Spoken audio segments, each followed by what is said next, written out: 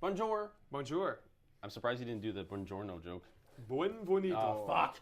I thought I dodged it. This is going to be the last week where we put up decks that are... Shitty, awful, Exactly. That are just from the packs. Next week, finally, we're going to be adding some power. Let's go. So I love Florian, but I do like adding some kind of, I don't know, different, like, variants. Yeah. Like, I have to play Florian because I opened up a Germinate, but, like, I might just play Acilio next week just to test out, see what I can do. True. You can test it out. That seems just fun. I mean, it does get worse when you have AB. Yeah, I mean, this is going to change the game completely. Like, yeah. I was, like, in my head, I was like, oh, sweet, Arc Lightning is, like, what, like a $10 card or something now? Maybe even a little less. So, like, I'll be able to add another one, and it's going to be busted. And I was like, wait, it's significantly worse with just one piece in Elruin. Well, it depends who you're playing against, It's but yeah, still good. I agree. Yeah, I agree. You can't tell me what to do. It's because I told him to go to chat. That's funny. Well, welcome, Brady. Welcome, Brady. I am now officially diagnosed with being optically challenged. I have my glasses. Yeah. I'm part of the optically challenged club. Welcome. Yeah, thank you. I appreciate it. You're gonna notice something is you never wore glasses before, right? Never. Your nose is gonna hurt. Well, it's already like I'm feeling like a bit of pressure around my eyes here, and I'm already starting to get tension headaches because I'm not super used to. Like, what messes me up the most is when I adjust my glasses just a tiny bit, and then my whole vision is like. Yeah. So, still got to get used to it. My optometrist told me to wear them for 2 weeks, basically 24. Well, other than to sleep, obviously, but wear them all the time. So that I get used to it, and I totally see the validity in that because I'm definitely not used to it. But I like them. I like being able to see better. It's fun. She told me, she was like, you're going to have the instinct to start going like this all the time and comparing how your vision was before. That's not actually indicative of your vision before. There's like a huge contrast between going like this and then like this. Yeah. Your vision is better than what it seems by taking off the glasses. Yeah. But I still have been doing it. I'm like driving and I'm like, how the fuck did I drive before without these? Yeah. I'm guessing it's something where like your eyes or brain doesn't focus as much than it did before. Like before I was like trying really hard because I didn't have a quote unquote easy way out with glasses. I'm curious because I did notice when I started wearing blue light blockers, like, I go through phases where I'm good at wearing them on and off. I noticed that it did, like, I didn't notice that I had headaches after, like, work days, and then wearing them made it so that I didn't have a headache, and it was, like, not having a headache made me realize that I had headaches. If that makes sense. Interesting. Yeah. So I wonder if it's going to be the same, like if I'll find myself with like a little bit more energy because like maybe I don't have to strain as much. I know my back is going to be really happy for it because I'm hunch. Yeah, well I'm a console gamer first and foremost. I know. Excuse me. Oh boy, we got a console gamer in the house. But because I am like sitting on a couch and my TV is like 6-7 feet away from my couch-ish, maybe a little more than that. When I play single-player games or whatever, it's fine. I can just lay back and enjoy the game. But when I'm playing competitive games where I need to like see little details so I can shoot them, you do the gamer. Yeah, I have to go and hunch forward like that. And after like 30 minutes, I'm like, oh my god, my back is killing me. And I tried today just playing COD, laying back on the couch with the glasses, and I was like, this is heaven. I don't have to lean forward. This is great. Did you experience the thing that I hate about when you play competitive games with glasses, where your headphones don't fit? I haven't worn headphones, so I don't know yet. Have fun with that. Yeah. Over-ear headphones fucking suck. Am I set less with yours because yours is like a thin frame? They're very thin frames. But like with fucking with Ray-Bans, it's like it just squishes it like this, and my no. It's so annoying. I think the worst of it when I I've known for a while that I would need glasses, but when I think it was like the worst was specifically with this new Call of Duty game. When the towers hit. What's that? When the towers hit. When the towers hit. Specifically when I started playing the new Zombies map, Terminus. Does that count? 8 versus 8. Reroll. 7. 9. You choose.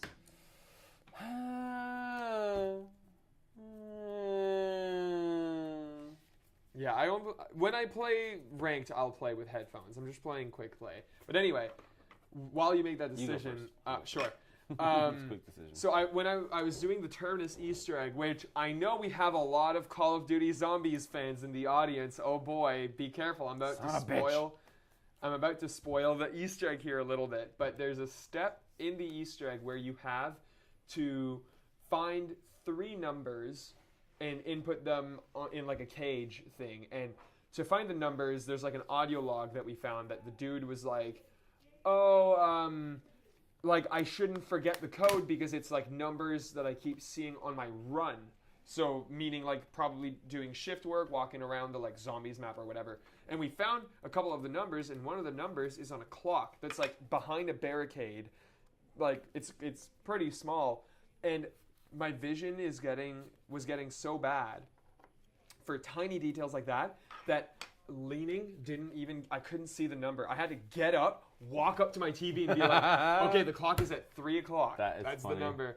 And I haven't tried it with the glasses. I hope that I won't have to get up again to solve the Easter egg. What's cool, what I found, the first thing that, I don't know, my brain is like having a hard time forming sentences. So, what was cool about VR the first time I tried it is that even though the screen is right here, I could not fucking see. Really? Yeah. Oh my god. It creates such a good depth that my brain literally like sees it very far. And so it's blurry. I have to wear my glasses when I have VR. I think most VR headsets are designed to wear glasses with Nope. Nope? Okay, Nope. well.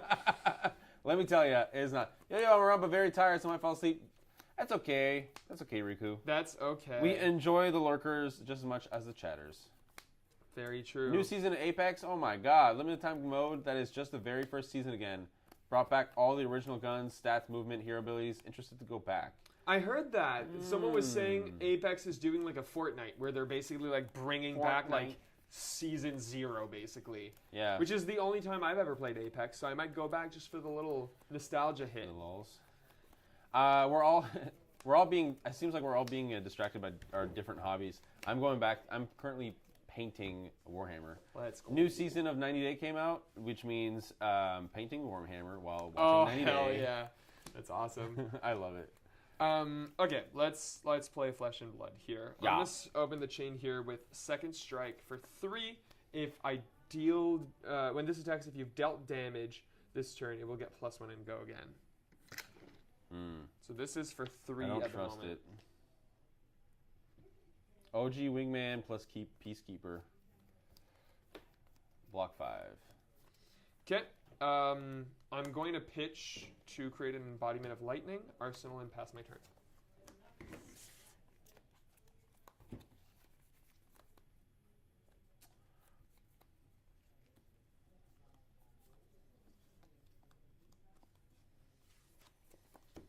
I'll play this. You sure will. Oh, it's Fooner. Hello. OG Wingman plus Peacekeeper. I don't know. Is that Apex? Peacekeeper's also a gun in Call of Duty. Yeah, Peacekeeper's not... like, it's used in every gun game. Yeah, but Apex is like a sci-fi game. Yeah, so? I don't think that they would have like an MP40. Yeah, Peacekeeper's not a type of gun. I think it's just a name. Yeah. It's pretty generic. Let's be real. Every gun's a peacekeeper if you're keeping the peace. More like Pisskeeper. Oh! Alright, so coming in for 5, and then make a rune chant on the back end.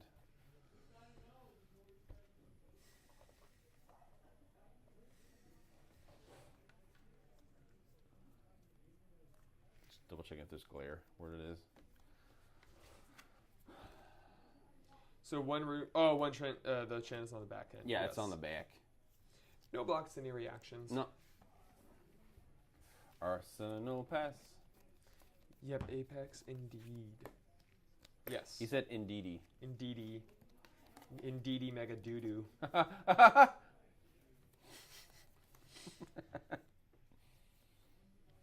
Burn up shock. Oh no. I'll take the 1. Ha ha ha. Now you get your second strike for go again.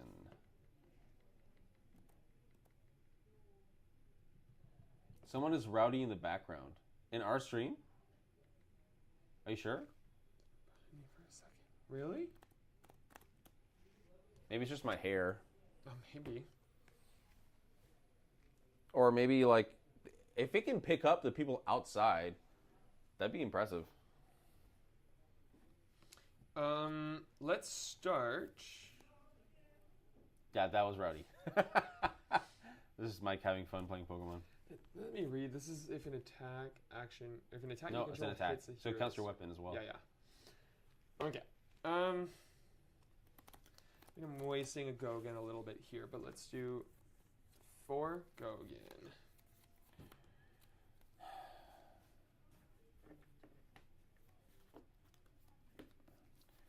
I'm gonna say no blocks. Any reactions? Go ahead. Oh, Decomposing? he had it. That's actually so huge for 4. you. You guys are the perfect accompaniment to continuing to organize my cards. I still have Guardian Warrior generic to get through. Oof. That's not that much, man. I love organizing cards. 2 go again. For 2,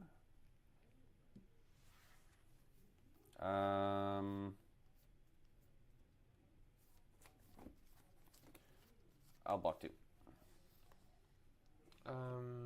Electrostatic discharge, and then 6. Go again.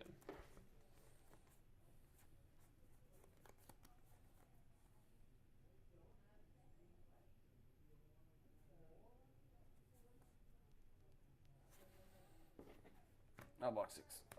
Okay. I'm going to create an embodiment of lightning and pass my turn. Oh, that Carapace was too good. Too good. This card I'm mixed on. Like, if this was an attack... No, the card's busted. I know, but if this was an attack in this case, it would have been so much better. Why? I blocked 3, then blocked 3. It's the same thing. True. I played it wrong, though. I should have played it on the... I guess you had a 3 block anyway. Should have played it on the... Play Rune Chant. Whoa, whoa, whoa. Pass turn.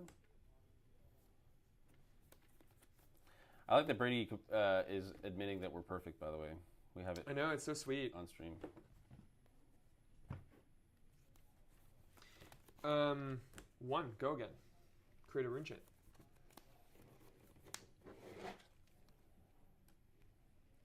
I'll say no blocks. Take 1? Yep. Okay. Get rid of that.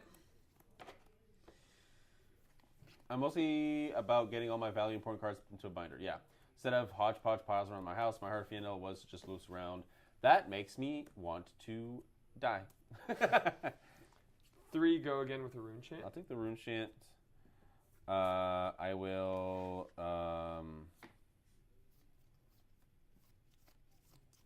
I'll block 3. Okay. 2, go again. No blocks? Okay. I'm going to make an embodiment of lightning and then pass my turn.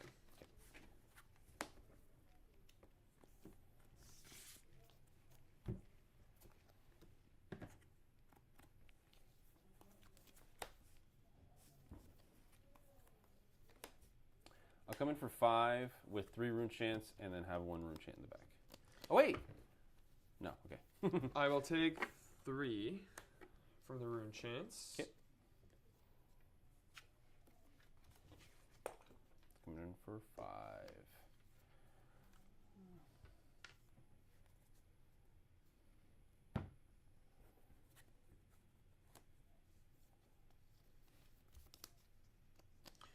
I'll take 5. Okay. Arsenal pass. Not sure if I'm playing this right, but we'll see. Well, one of us at 15, the other one's at 7, so. Just saying. Just saying. Just saying. Heaven's Claws. For 5. Go again.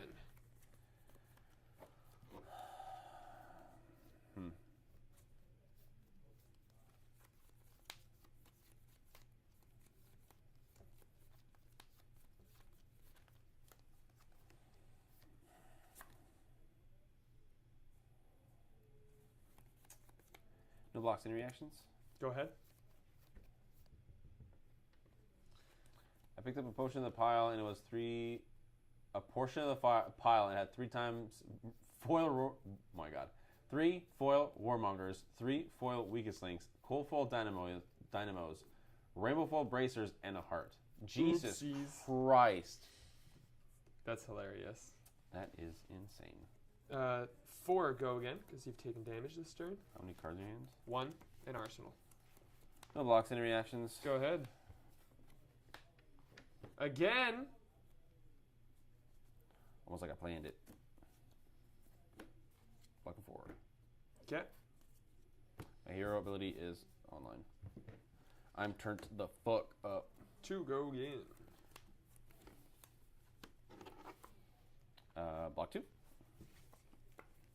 4. If I play an instant, it'll go again. No blocks, any reactions? Go ahead. Arsenal and pass. Yeah, pass turn. I can't make an embodiment of lightning. No, you cannot. Completing the mech binder last night reminded me how much dumb stuff is. How much dumb stuff I'm missing from from Evo. Fuck. Oh my god, you can't read. Jeez Louise. Speaking of which, I will Deadwood. Oh, hang on. Forgot how this works. So I'll make 4. Yes. Boom. Because of Florian. I got 7. Sure am.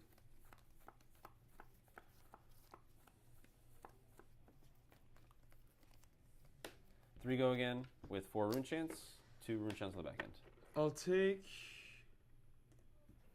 This is gone. 4 from the rune chants. So you took the rune chants. Let's come in for 3. Go again.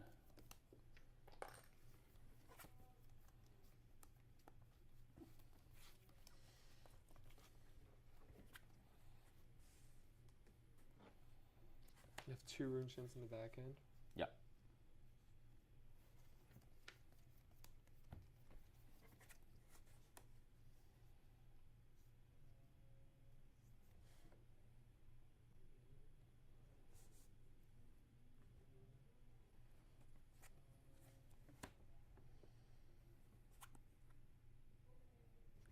Block 3. I'll swing in the 3-per for 4 and 2. I'll prevent one of them. Yeah. Take 1.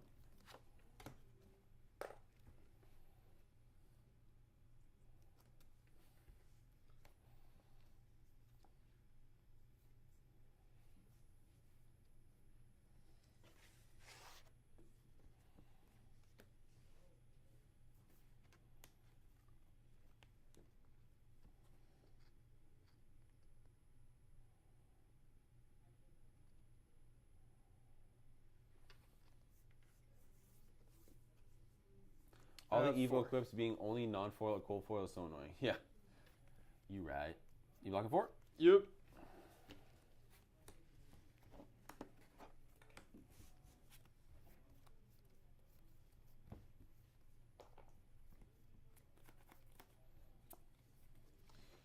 Three go again. Block 3. 2 go again.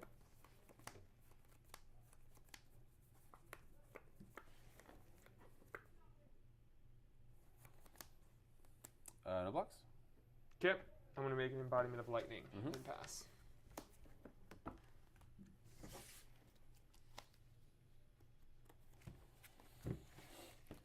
I'll activate Rune Hold Release, making 2 rune chants. I will then come in with Cadaverous Tilling. So, Earth, this. So this will come in for 8 and 2.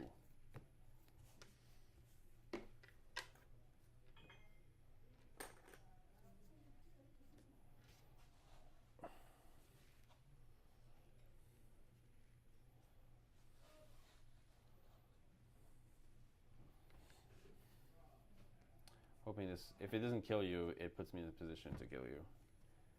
Yeah, I think it's over. So if I block this, yeah, I'll prevent one of it from this, and So then take one root chant? Yeah, block 9. Yeah, that's what I was hoping. So I'm not seeing any good, like, all my hands were so clumpy. Are your arc lightnings, basically? That's a big boy attack, I agree. I agree, Cody. Oh, fuck. I'm just passing turn. Oh, yeah, I know. Passing because you suck.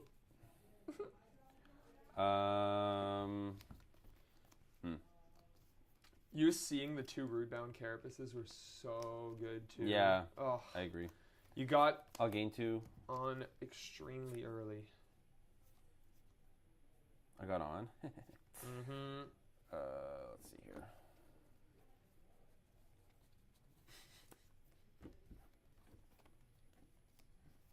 Yeah, this turn is going to be not as powerful, but Blossoming is coming in for 4, and I will decompose, so I will gain another life.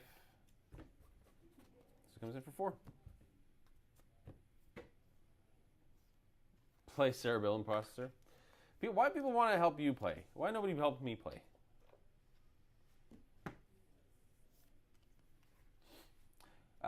Depending on how long this takes, we might also play CC. I don't know. I didn't warn you to bring your deck or not, but I have my deck. Okay, there you go. Do you just have Enigma? No, I have 3 decks. Okay, Enigma, Prism, and Florian. Because I was going to say, I don't think we want to do an Enigma mirror. No. So.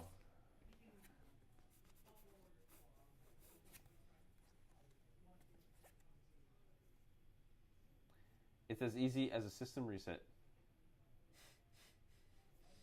This hand. Ugh. Do I just concede? Your call. If you're genuinely not going to win. Yeah, there's no way. I have nothing but 1 cost. I would have to commit the Arc Lightning and the game's done. So, GG's. What do you mean?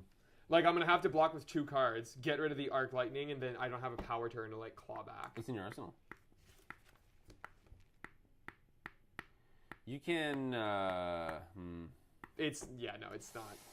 Nothing you can do about that. Not at 1. I have to commit my whole hand. Like, yeah, you can just literally, like, play this.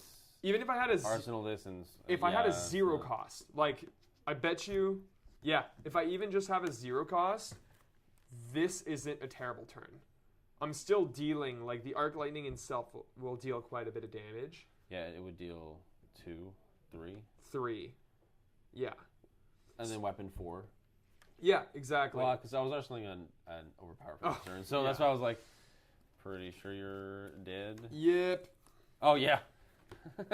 Yeah, there you go. Yeah, I just, all my hands, I couldn't go wide at all. Yeah, you were pretty mopey that game, to be fair. I still had this, too. Yep. My well-groundeds. Oh. Yeah, it was Jover. Now you get to choose who goes first. You go first. Me? Mm-hmm. So generous. Très généreux. Play Cerebellum Processor. It's kind of interesting how, like, 50-50 it is. Excuse me.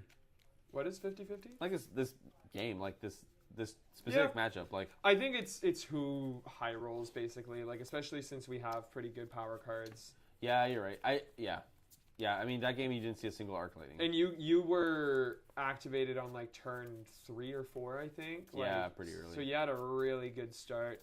I changed my deck a little bit, and I definitely feel like I'm a third of my deck is decomposed. I'm missing electromagnetic somersault. That card is a key card, I think, for this. Like, being able to either be mega aggressive with the double, like, using it on the flittering charge or whatever it's called, or blocking and then taking the cards back. Yeah. Very, very strong card. It's a common. I haven't seen one in like 7 packs. Yeah, that's true. It's nuts. JP, which anime are you watching this season besides Dan? I mean, Arcane's coming out this weekend. I want to finish Dungeon Meshi. I think that's it. I want to catch up on Bleach. There's always One Piece going on. But yeah. Bleach. I want to rewatch ReZero as well. Season 3 came out and I'm excited. Love ReZero. Such an underrated anime. It's pretty underrated, I think. I don't know. I've never seen it. Yeah, you never talk about it. Dragon Ball Daima, Dragon Ball D's nuts. Dragon D's. More like Dragon is garbage. Ball D's nuts. So I'm going first? Yes. Dragon. Suck my balls, dragon. Jesus. Blue Lock. Oh, yeah. I love watching PowerPoints. I'll gain a life, make 2 rune chants. Yes, sir. There's something fall? No.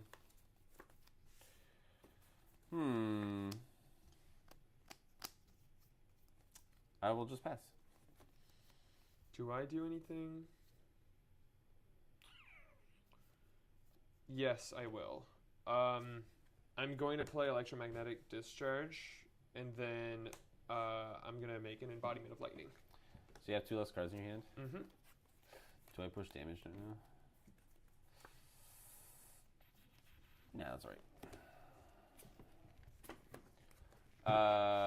Yeah, ReZero. Yeah, it's on my list to watch. I just saw that the first episode of season 3 was like an hour and a half. I was like, oh, and I don't remember anything.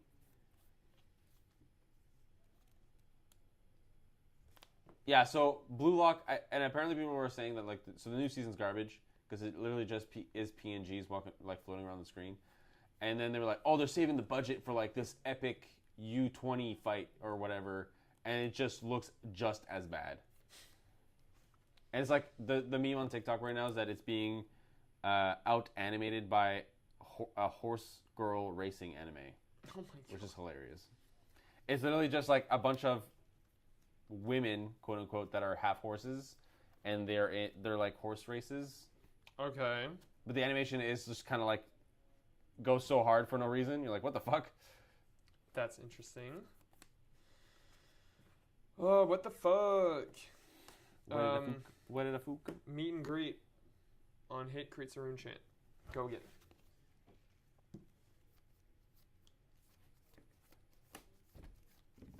Rootbound D's.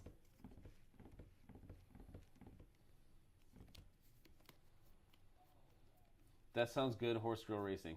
That kind of anime.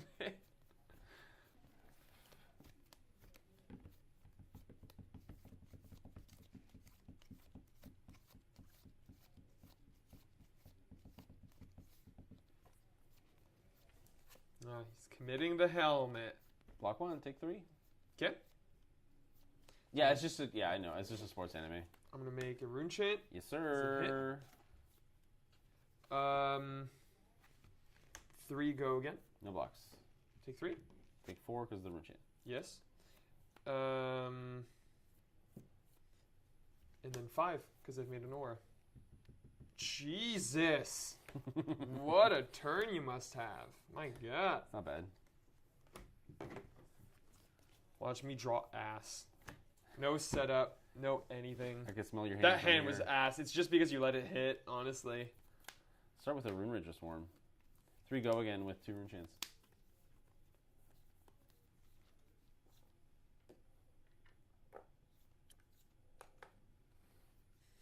What a hand.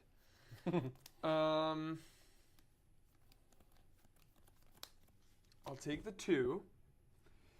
Then 3 go again, eh? All the way to 9. Yep. Blitz, baby.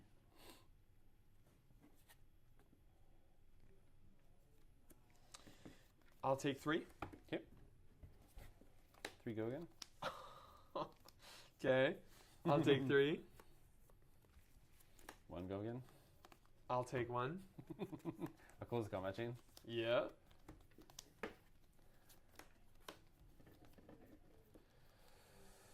I will decompose. This comes in for 6. A 4 chain link turn. Not common. And luckily for you, I don't have blocking cards. I'll take 6. Perfect. Let's go. And just like that, I'm in the lead. Electrostatic discharge. 2, go again. 2 cards in hand. Spoiler, I'm going to use, I guess, instant speed. Sure. The 2 remaining resources to make an embodiment of lightning. So, okay, that's fine.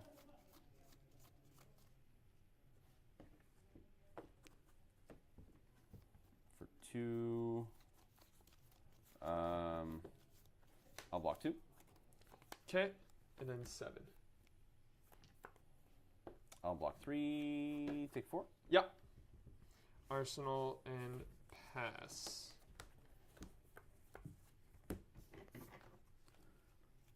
Now I'm set up, so don't kill me. Have an embodiment of lightning. Ah! Must have loved that embodiment of lightning. Hero turned on. Come in for 6.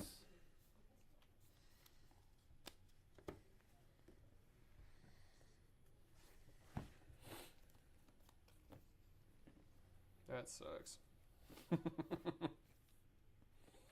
Gotta love it. Although it would suck going into the first week where you have an allowance just having $5. True. Oh, why couldn't you have like a rune chain or something so I could use this?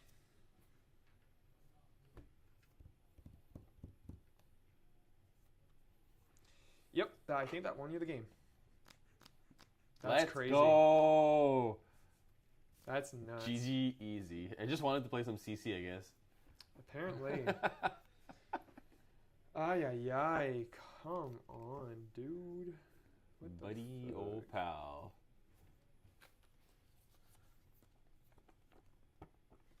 Does this sound cool?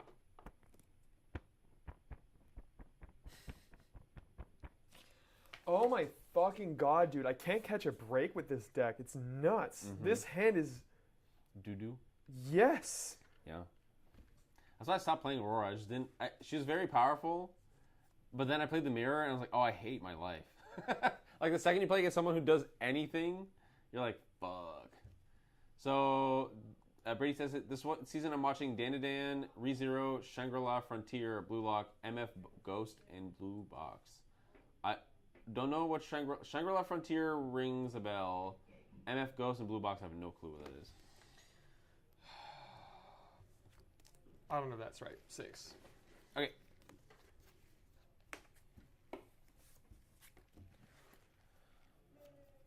I mean, Burn Up Shock is a key card, so. Yep. Let me hear you crease it, JP.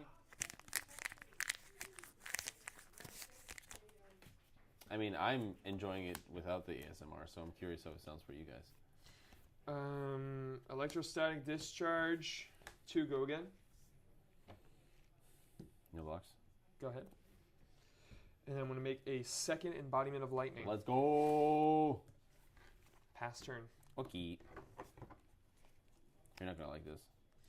Yeah, I know. I already lost the game. Crack this. Make 2 rune chants. Yep. I'm going to play Oath the Arc Knight. Make 2 more rune chants. Next thing is +3. Yep.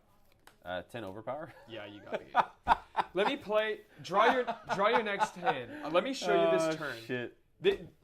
This is the turn I've been looking for the 3 turns that we played this game. Okay. Let's see if you would. Let's pretend like I wouldn't have died here. Arc Lightning with 0 go again cards when I got it. By the way, no synergy at all. So ping.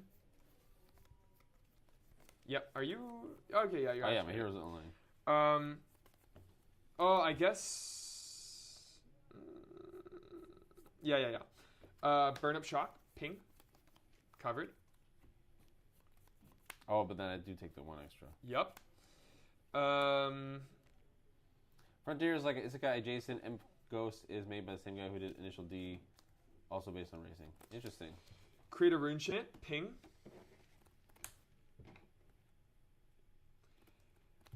Destroy one of my embodiments of lightning, ping.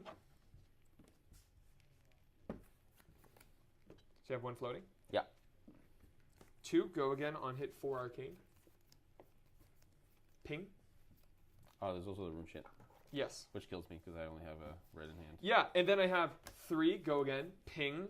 Or I guess no, because I want to benefit from the arc lightning. So 4, go again, ping. No, 3. This is the Arc Lightning. Oh, really? Yeah. Oh, well, it doesn't change the sequencing all that much because then I just go 3, go again, ping. You took damage. 4, go again, ping into 4. Like, you're right. Having a full 5-card hand is pretty good. Well, having reds that can actually synergize with the Arc Lightning is good. For sure. This deck is suffering. Well, think about it. Now you have $10 whole to upgrade your deck. True. I just took your weapon, by the way. That's funny. And now you get to beat me at the... we'll see. In the matchup that does matter.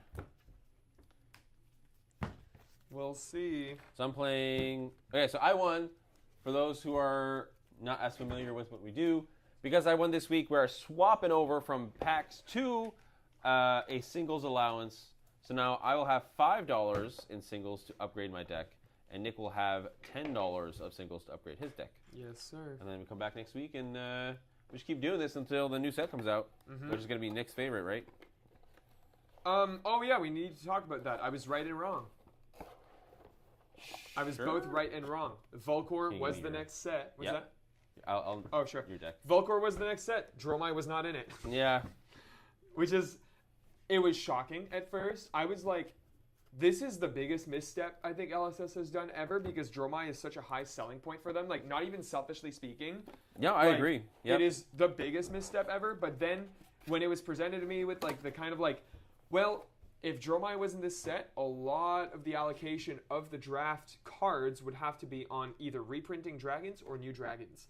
And either way, that kind of dilutes the set a little bit. Yeah. So I understand it from that perspective, and I am fully expecting either for Dromai to be an expansion slot hero, which is like the biggest copium ever, and I don't think that that's going to be likely. But they did say they were going to have expansion slot heroes. They did? They did, yeah. Really? And it hasn't happened yet. And also, if it's not an expansion slot hero, we do have an armory deck coming in March. Yeah, I think that she's either going to be I think she's going to be an armory deck. Are you playing Florian? I am not. I'm going to play the deck I've divorced. Prism? Yep. Oh, okay. Don't do that. Can you play Florian? I could, but I'm playing Enigma. True. It's CYB, right? No. No? No, I wouldn't do that on stream. Then yeah, that's going to be pretty much a blowout. I could play Florian. So I have Enigma or Viscerai. Both are horrible. Are horrible for Prism. Enigma or Viscerai? Enigma's great for Prism. She loves the Enigma matchup. I guess it just wouldn't be fun for stream, I think. I mean, it's going to be over in like 6 turns, probably. Fair. I mean, because I can play Florian. It's still missing. I thought for sure I was going to get my card today. I did not get it. So I have 2 Germinate and Felling. Well, and it's also like 4 weeks old. I haven't modified the deck list from the Yuki list. Fine. If you want to be the Enigma, I'm fine with that. Or the Prism, that's fine. I will play Viscerai. Let's do. It's actually. I think this game is actually fun. Viscerai versus Prism. Yeah, because you play Prism. Well, it's not Russell beats me, like, I would say 60% of the time that we played this matchup. Yeah, I know. But I also don't play Viscerai. And Prism thrives on inexperience. A little bit, yes. You know how to play against Prism. Block out my first Angel. Sure, yeah. It's pretty much the gist. And like I said, it's going to be fairly fast. I'm talking about jizz. It's the jizz.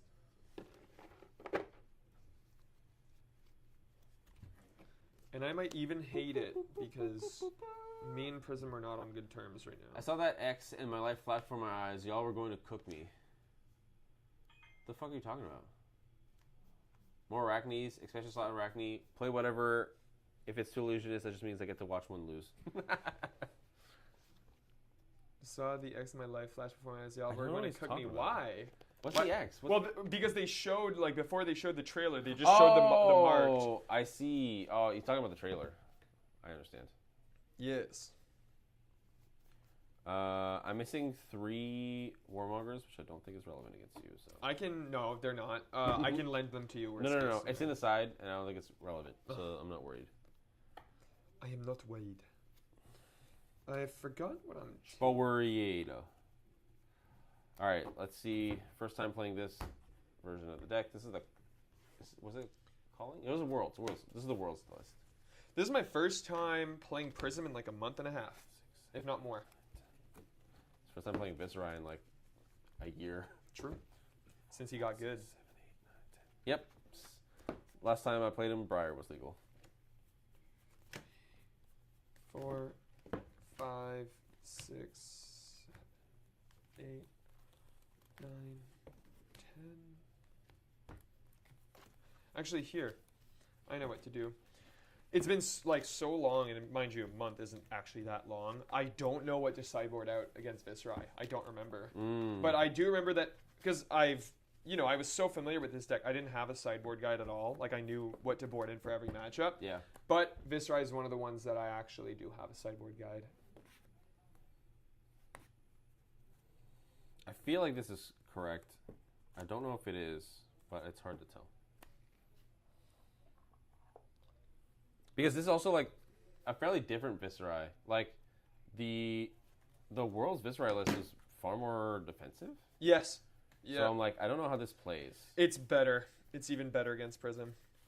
Okay. Prism hates it when people block.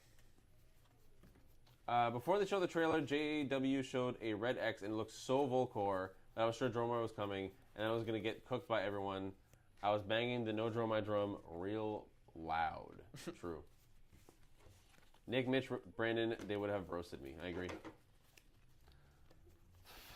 Makes sense. Like I said, I was right. It was a Volcor set. I was just wrong in assuming that Dromai was in it, which I didn't think was even a consideration. Yeah, that's true. One would not expect Viserai to or Dromai to not show up. It's like literally to the extent of like if they were like, "Welcome to Wraith 2," and it's like Benji. No. You do anything except for the first Force heroes. Yeah, literally like anything. Ranger, Wizard, Illusionist, Assassin. Welcome to Wraith. I think it's this. Let me double check here. I'm not sure if I want AB. I actually don't know if I think you don't care.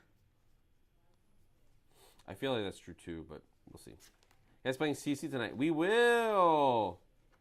We will play CC, Russell. Let's see here. Oh, there's no sideboard guide because I did it myself. Fuck. Wait, is this real? Oh, this is the LL list. I was like, wait a minute. Wait 1 second. I do love that there is LL Viserai now. That isn't like just like do nothing, make a million rune chance. It's actually like aggro. Yeah, and from what I heard, it's just the World's list but with Bloodsheath. Yep, basically. Yeah, because turns out Viserai is fucking awesome right now. I don't think I'm gonna put null rune. I don't think it's right, personally. I think I just try to like inherently trying to kill you too fast, regardless. 6, 7, 8, 9, 10, 1. Flamescale going to be played in New Heroes. I think so. I think there's a reason. There needs to be a reason not to play. 5. It also depends on like the hero. For specifically, I would think of the warrior. There is potentially a chance, depending on what they're doing, that they are playing the not the blood spill, the chess piece, the warrior chess piece from Heavy Hitters.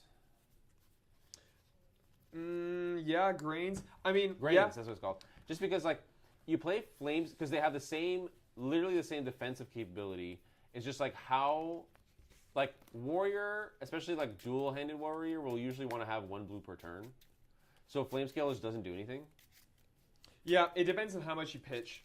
Like, if you play a bunch of reds still because they're draconic, then yeah, Flamescale can be pretty good. Yeah. It's a great way to generate 3 resources with 2 cards, basically, or 2 reds, yeah, while maintaining the synergy of the deck. That's why Dromai used it. I forgot that Warrior has really good equipment because I was going to say Flamescale is forever going to be played because it's temper 2. Like, yeah, but the Grains is temper 2. And yes, then exactly. Also, like if you're playing, it's just like if he wasn't a 2-weapon hero, sure, but because he's a 2-weapon hero, they've up to this point all gone like pitch a blue, swing with weapon, play attack reaction, swing with other weapon. Yeah. And then everything else will be 0 for 4s with go again or whatever, right? So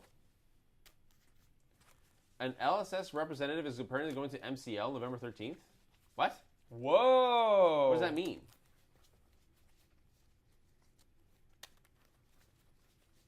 I don't understand what that means. Well, someone from LSS is going to Monster Comic Lounge for whatever reason. Is there a skirmish happening November 13th? No. No, that's like a... What's November 13th? What? I need more information on that one. That's interesting. But yeah, and then also like the text on grains is super relevant too. Like you can have a situation where you don't have that blue, but you will have that extra resource. You can like play out your turn with all your go against and then finish it with your weapon swing. Yeah. With the one resource you got from grains, right? So it's like, I think grains is going to be much better. And I'm curious to see how Quicksilver Dagger will be involved in this set. I wouldn't be surprised if like the one dagger is like once per turn, like if your last thing was Draconic, this gets go again. And then Quicksilver is just if your dagger has go again, then this has go again as well. Yeah. Right? That's the word? Yep. Yeah, so then that's how you do it. 6. Oh my God. This is the second time we've rolled the same number. What That's correct. F- Run the math. 8. Have you seen these videos? It's like... Oh, you beat me by 1. These videos, they crack me the fuck up. It's like girlfriends filming themselves interacting with their boyfriends, but randomly saying "the fuck" in the middle of conversations, and like seeing the reactions of the boyfriend. They're just like, "Oh damn, this hamburger's so good, the fuck." And then there's the first time they're just like, "Okay." It's like, damn, and this Coke Zero, like I don't know what it is, the fuck. It's hitting hard, and they're just like losing their minds, and you refuse to acknowledge it. Oh, that's funny. I don't know why. I keep getting those videos, and they're hilarious. I'm assuming you said you're going first, I'm going right? first, yeah. I didn't say it. I just mentally said it. You saw your hand, and you said, It wasn't... It means what I said, lol. OG Husker just posted in the Maritime Discord exactly what I said.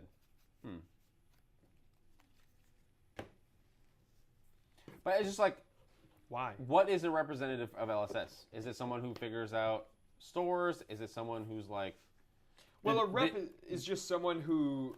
Like, is it a product thing? Like, it could be. Or surveying the store or whatever. Like, when I worked at Walmart, there were, like, Sony reps that would just literally, like, go there to make sure that Sony was properly advertised. Yeah, but that's, like, weird. I haven't heard that before. Is it, like, did MCL ask? I don't know. You know what I mean? Like, are they, are the numbers good? Are the numbers bad? Like, I'm very curious what that means. Come on by for Blitz action and to socialize with the real deal. Let us know if you can make it so we can... That's James White. James White coming to MCL. With the real deal. Tables ready. Oh my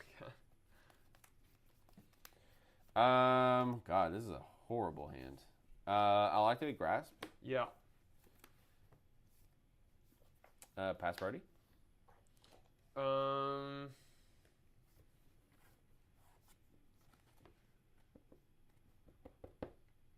I'm going to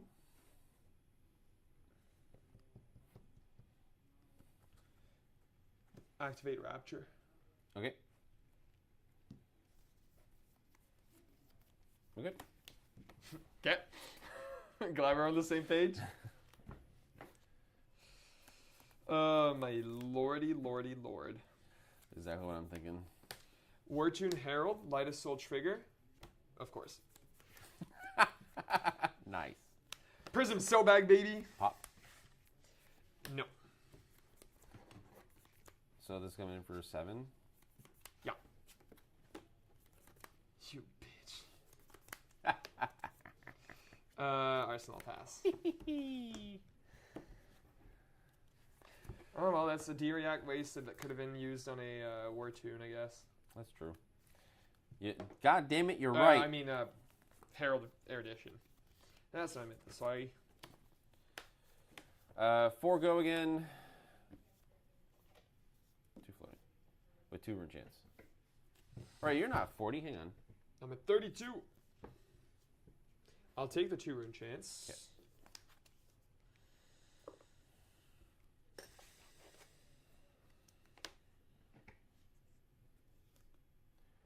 They're just traveling through. That'd be interesting. But if that is the case, where it's just like someone stopping by, like why would they announce themselves? I know. It's just weird. Like the whole thing is weird to me. Like I don't know. I don't understand. See, what you don't understand is, I don't know if you guys know who that guy is on TikTok. Nope.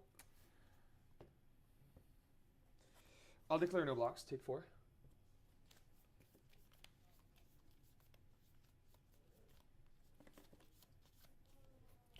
Swing for 3. Yeah. Pass priority. You're good.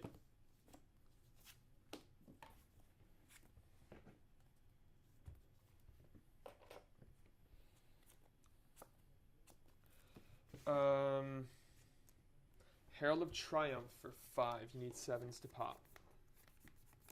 How many cards in hand? 3? 3.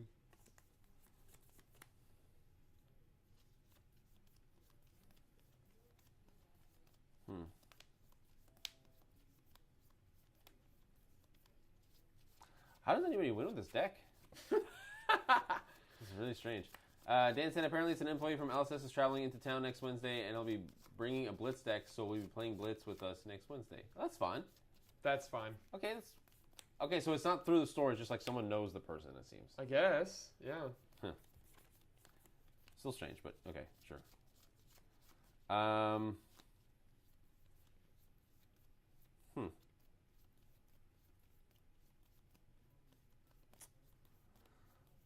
That's for 5. Yes, sir. With go again.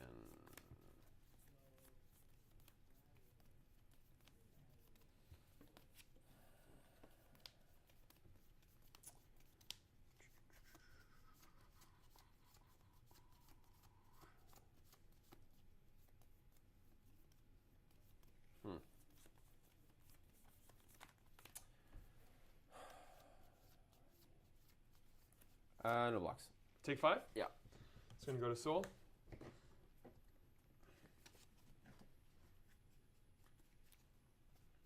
So is it an LSS employee that we know? Like, oh, yeah, that can make sense. Okay, I can see that, sure.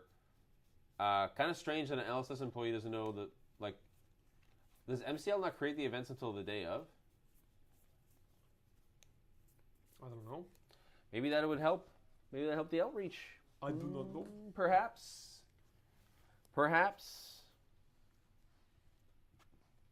This is why I try to do, like, let people know the monthly schedule. Phone gonna die. Is it? Yeah. Did it do the pop-up thing? Yeah. Oh, fuck. God, I'm so rusty with prison. Yeah, you are. I didn't want to say anything, but, you know. Embarrassing. Embarrassing.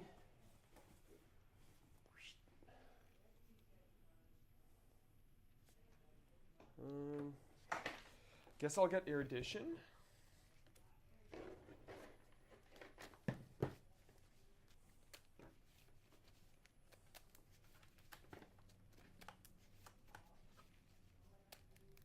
Boom, 5%. We're good. 5%. He takes that 5%. 5% is astronomical. 5% is everything. The fuck? Shut up. The fuck? I know I've seen people asking what formats we're playing tonight. Yeah, so it might be kind of just a last minute thing. Fair enough. Yeah, that's why I like having a monthly schedule somewhere, so that people know, like, playing beforehand, because not everybody has the time to, like, you know, build a deck for a format, right? So, like, giving people time, so, like, if they have some free time on the weekend or something, they can build decks for the upcoming formats. Library. You fucking. I only have one card in my yellow, one yellow card in my pitch zone though. So Ponder will trigger. Yeah. Jesus, criminy cricket. Arsenal draw 3. Loser. 1, 2. Is your Arsenal all the way over there? 3. Yep. Hilarious. Activate grasp. Sure. No reactions on my end, partner. Light work, no reaction. 3 go again with 1 rune chant. I'll take the rune chant. Did you even bring AB? Yep. I did. Yeah, I know, right? Why they? Well, because Halifax brings in a lot of people. So I'm wondering, is it someone who works literally from New Zealand? Landing, like that's why I'm like, they're from New Zealand and they're landing in Halifax. Yeah. Well, the fuck? A lot of people fly to Halifax to get to go where? Anywhere. That doesn't make sense. If you think of like where, like New York is literally closer, right? Kind of. I feel like if you're going to the States, you're going to New York, so they're going to Canada. Maybe they're finally setting up battle-hardened Capelli. Holy shit.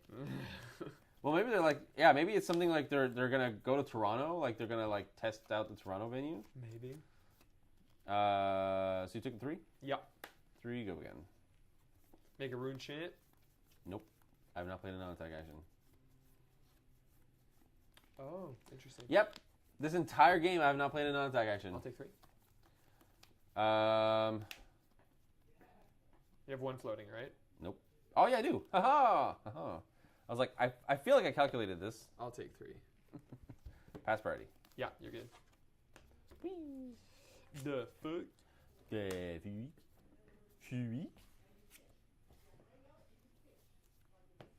fish. Herald of Triumph, 5. Go again. I need 7s to pop.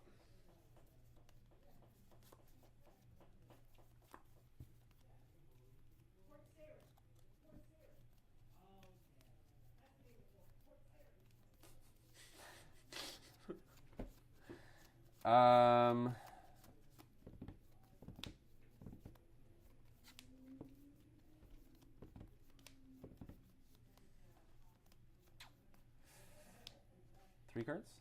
Trace.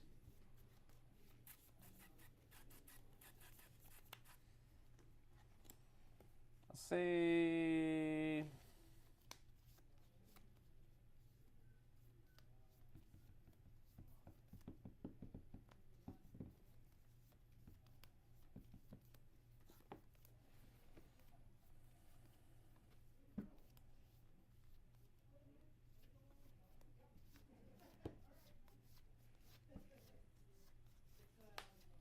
He's blocking. 6. Oh, 6. Okay.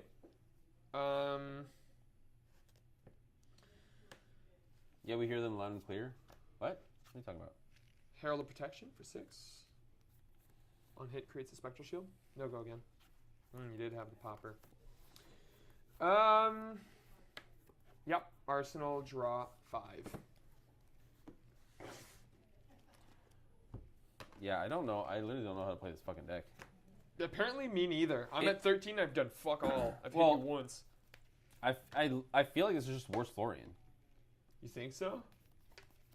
Well, yeah. I mean, look at what I'm doing. Imagine having Decompose at this point. You know what I mean? Like, what the fuck? Like, it's like literally makes it so that, like, this is good when we play Mordred-Tide, but literally, if I was playing Florian right now, I would just now have Mordred-Tide every turn. True. Oh, I see what you mean. Dan said he thinks that a person might have relatives. That makes sense. Oh, maybe.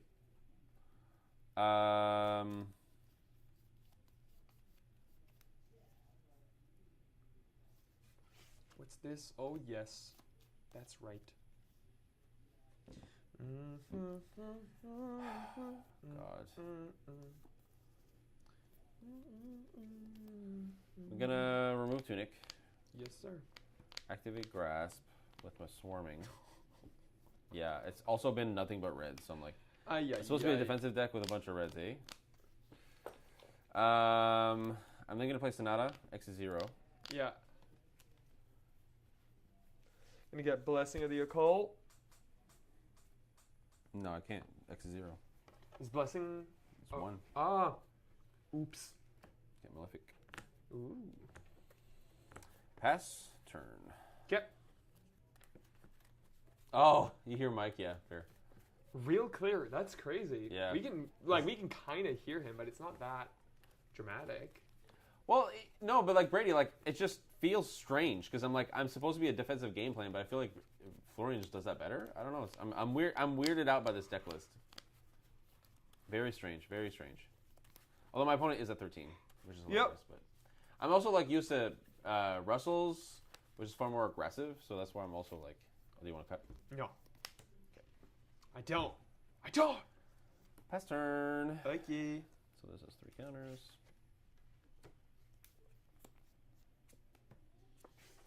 Let's start with a Herald of Protection for 5 on hit. Has go again on hit. Spectral Shield.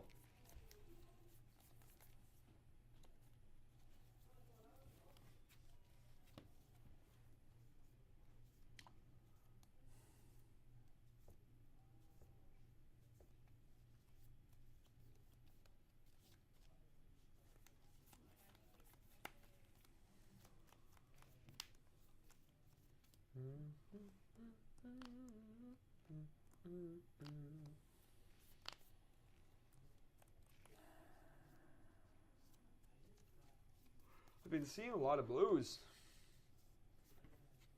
Yeah, I had an all blue hand in my second turn. All but 1 blue. Or I had 2 yellows in my last hand. Had attack with blues. Hopefully that's all of it.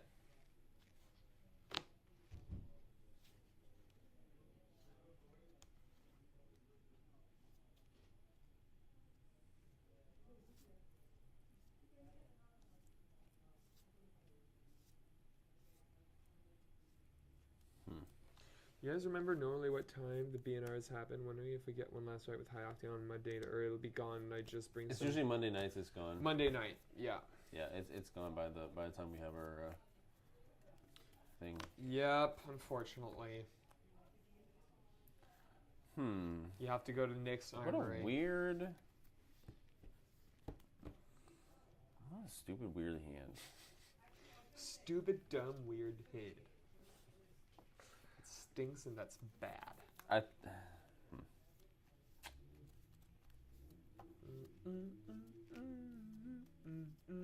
Two cards, 3 cards? Full grip, baby. Fuck. Actually, not full grip. I had 5 cards in my hand.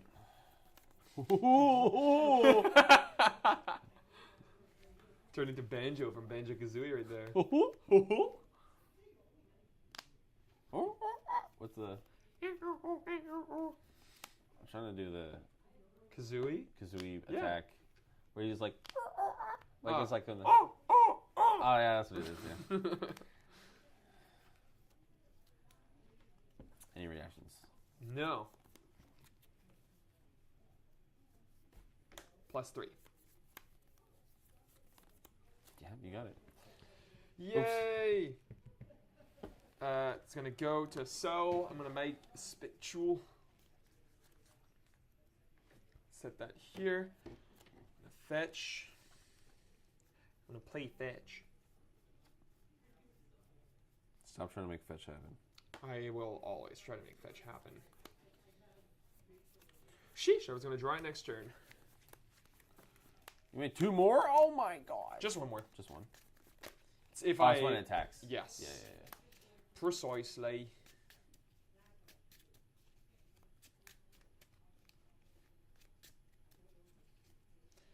Me. Would you like to cut? Nope. Okay, let me put some good cards at the top then. Well, in that case. Okay, hand. What are we doing? What's the vibe? What am I doing? What am I doing? Oh, yeah, I'm just diddling kids. Because I am Drake. Whoa. I'm going to banish to Prism's ability for a phrase. I'm going to pitch attacking, banishing, making 2 additional spectral shields. So that's for 4 No loss. again. And then 7. 7's the pop. Yes. I knew you don't got fuck all. You didn't pop my first attack, bitch. Yeah, but when you have like 4 cards in your hand, is popping it really doing anything? I only have 3 reprimands. Spoiler alert. And how many have you played? 1.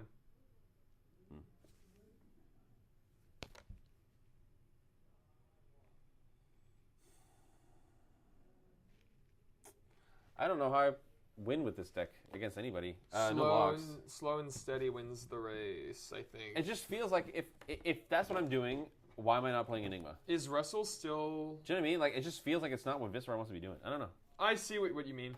Is Russell still in chat? Can he provide some Viscera guidance? Viscera was on my docket to play, but right now it's not looking good. Which is kind of mad, because... Saddening, or maddening, I guess, both. All the emotions. Yeah, because yeah. I'm going to get... I was hoping that I'd be playing Rune Blades, but I guess not. What's that?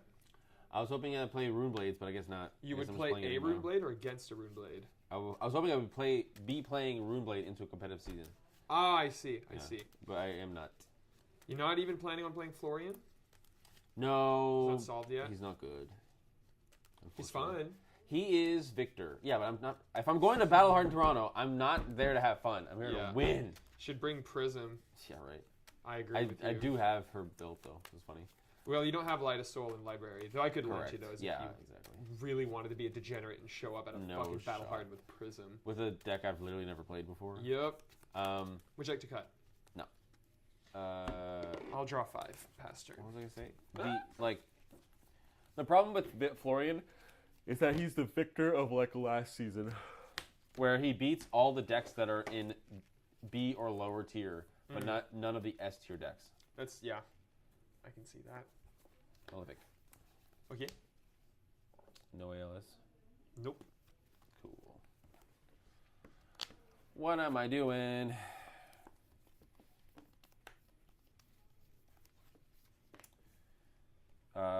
Forego, all 3 mills are on. So forego again, on hit, prevent, you can't prevent Arcane for the rest of the turn. Oh, 4, eh? Yep. I thought there was only 2 in the back end. From playing it. Well, there were 2. I played a non-attack action, and then Viscera's ability. Yeah, that makes them all in the back end, correct? Yeah. So there's 2 rune chants coming at me then. Oh yeah, what happened? I don't know. I'll let these 2 get eaten up by that. I'll be honest, if I go to a Battle Hardened and I get 9th, I'd be happy with that. But it'd be very fucking funny that I'd be 9th out of Battle Hardened. It's just like, I go to the World Tournament, 9th. Doesn't matter. I'll block it out here.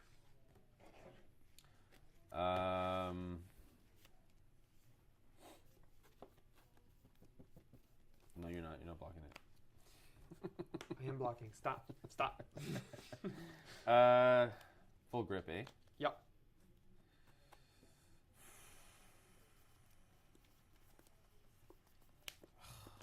Well, not full grip now. Now that I've blocked with a card. Aha, aha, aha. Close combat chain. Yes, sir.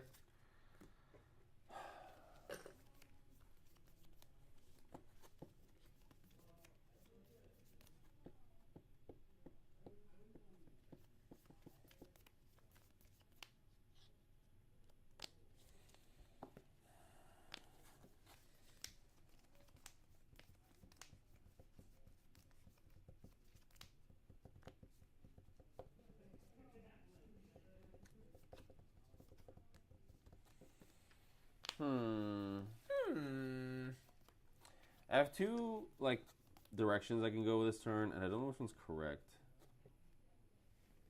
I'm curious. I guess we'll see when you pick.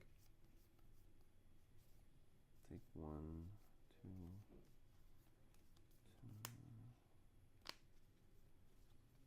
Okay. Let's go Reaping Blade.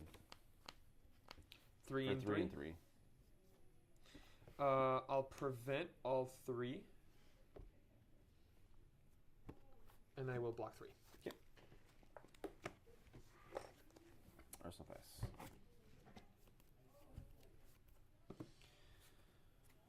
I'm going to break Halo of Illumination. Mm-hmm. I'm going to pitch this, put this in soul, draw, go grab an angel. Before I do, let me look at my grave. Sure. I'm going to grab Rebirth.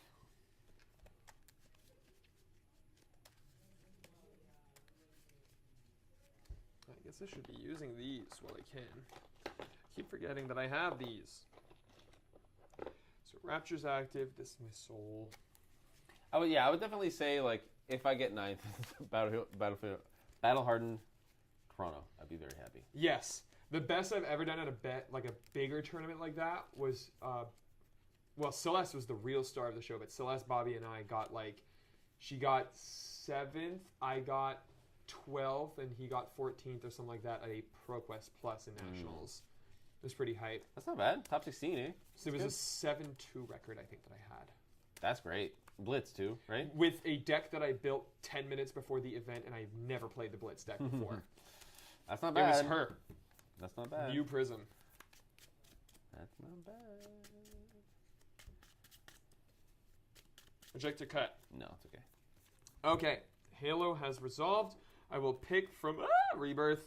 Herald of Protection will go on top of my deck. Thank you. You dropped it. You dropped this. You dropped this king. I'll banish it to flip Erudition.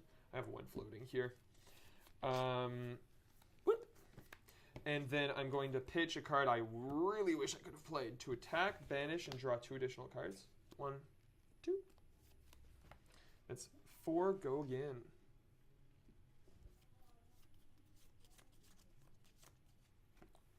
That's annoying. It's hero, right? Yeah, attacking hero. Oh, wait, no, that works. Oh, no, it's an ally. What if, yeah. I was thinking of weapons with Enigma. Still works if you use... Yeah, with weapons, because you were still the attacking hero. No blocks. Take 4? Yeah. I'm then going to pitch... I really wish I had a Herald of Erudition, or War Tune Herald, I mean. I'm going to pitch this to attack for 4. No, go again. No blocks and reactions. Go ahead. Sinking. Arsenal, draw 5.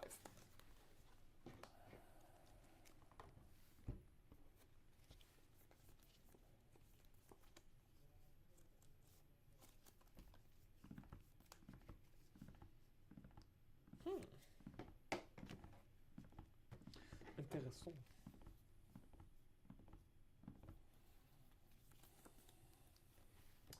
Activate Grasp. Yes, sir.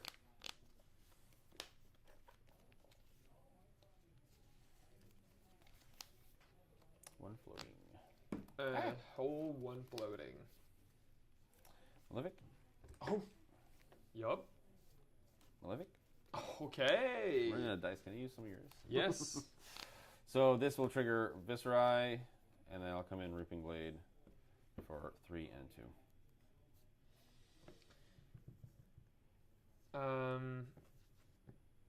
I'll prevent one of it. Spectral Shields. Yep. And then with the remaining 2, weirdly enough, I'm going to Soul Shield it. That's not weird. You want your soul. Yes, I do. You got so many cards, like... What'd you pitch for that? Did you actually pitch? Oh, weird. Right. It's a blue Herald of Protection, right? Yeah. Oh, you pitched to AB and then had 2 floats. Yeah, makes sense. Kate Pass. Busy pace.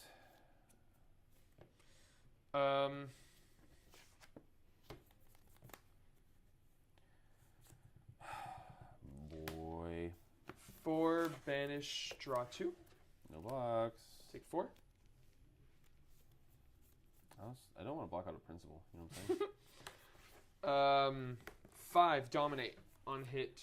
Like, I finally have a good hand, and this is when you're like, ALS. I don't have an ALS in hand. Yeah, but you're drawing 5 cards. True. Here, I'll make this matchup a little bit easier. Any for reactions? You. Oh. So I have. Oh no, you're just blocking it. You're using the Battle Worn. Yeah. Yeah. There's no way for you to get snuff out on this.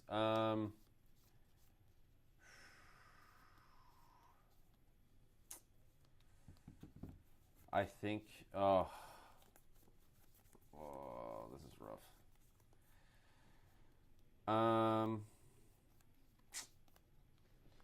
Is he sinking? I am sinking. I just don't know what. Fucking Christ. You should have probably discard 2 yellows, get rid of that library. Yeah, I know, right?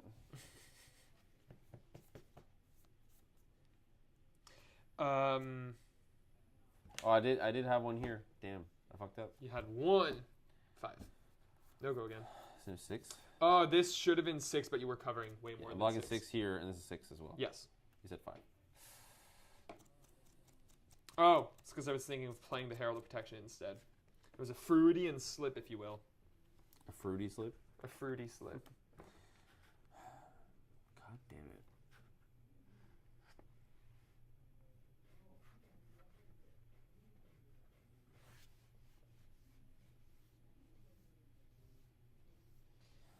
Oh my god, if you get a Mordred Tide, though, that's going to be fucking insane.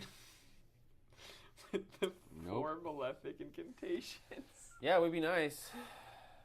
But I do not.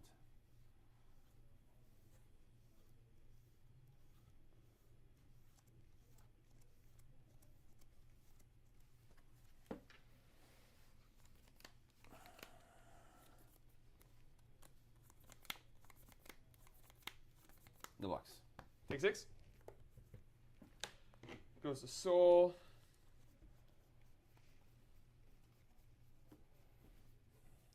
I will give you a little ting. 1 arcane.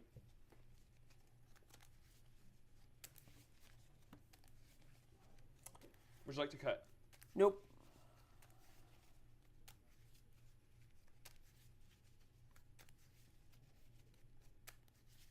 Ah. Do you have 2 yellows in there? Of course you do. I sure do. Arsenal. And pass my turn. Draw 5. I've got rainbows in my hand. 1 of each color. Oh, wait. 1, 2, 3, 4, 5. Yes. Tunic. Snick. I'm scared. Succumb to Temptation. Yeah, which is next time if something hits. Next related attack action that control hits. Look at their hand. I basically Thoughtseize you. I look at your hand, take a card, you discard it. Okay.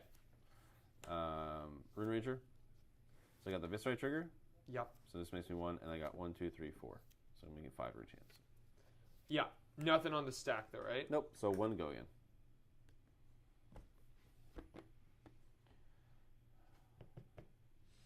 Nope. Russell, it's not the good stuff. That's 4 Malefics. Here comes the good stuff. Oh no. I'll Phantasmal Footsteps it. Sure. I'll close combat chain. Sure. Sonata? Yeah. So trigger is Viceroy. X is going to be 2, regardless, so you have to go again.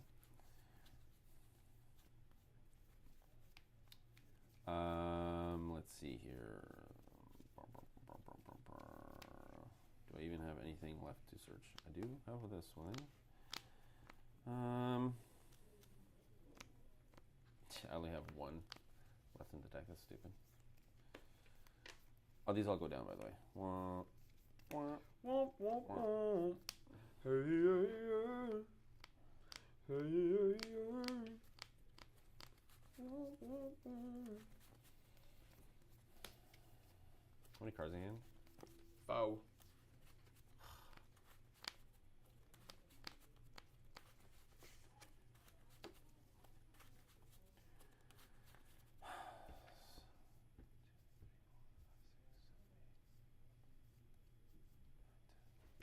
I have 4 cards. 4 cards and 1 card in Arsenal.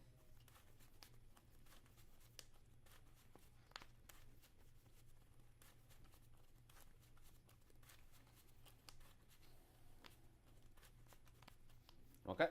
Nope. Sucker. Oh, Jesus. Well, I was debating preventing those rune chants. I'm debating no more. You're a master debater. 3 and 11. Hi, yi, yi. Is this top 8 worlds this? Yes, it is. I'm not a fan of it. There's 1 card that is different, though. And you will know what it is when I draw it. So 3 and 11. That's what I was counting. It's like if you have all yellows, it takes your entire hand. If I want to protect the angels. Yeah. Yeah, that's not happening. I'll prevent 1 of it. You have 10. I'll prevent 2 more of it. 8. I will take 8.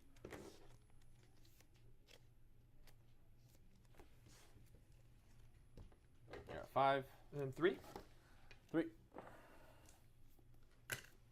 Yeah, I just don't know how to play this. I'll take 3. Okay, I'm very dead. I don't think so. I think that was a very good turn for you. Oh yeah, I didn't feel like it. Until you are dead, I don't feel like I'm ever winning against Prism. 7, go again on hit. Didn't you have just blocked with your feet again? I didn't have it floating. You don't have to do it every time. You do it once, Oh, it's fine. you're right. So let's just say you did it. Okay. I forgot. I don't have to pay every time. Freaking. Look at me being such a nice guy. I'm at 6. You are at 6. This is lethal.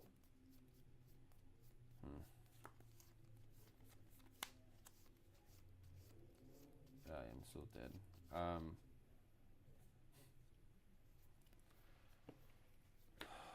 7. Ooh, okay.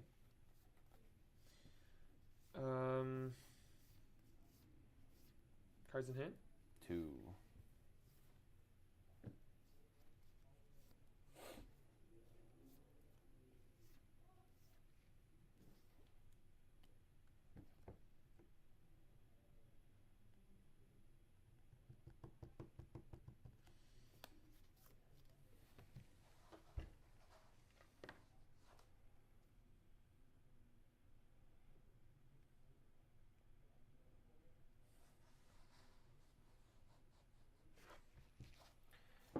Yeah, Russell, how do you win again with Viserai? I don't get it. Herald of Protection for 6.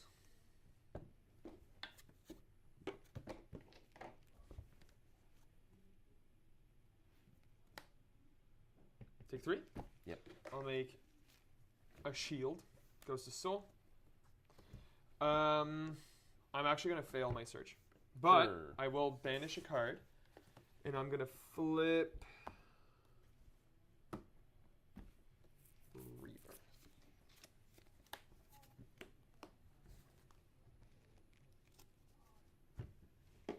Draw 5. 4 go again. 1, 2, 3, 4, 5. This and these go away. This goes to 1, and this goes to 1. Wow. Wow, wow, wow.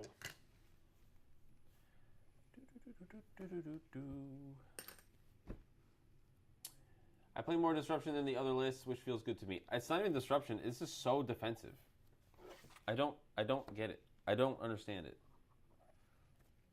Like maybe I'm supposed to put in like more aggressive package, maybe. Block 5. Okay. You gonna win? Nope. You winning, son? Nope. I will not. Cause I got no more armor.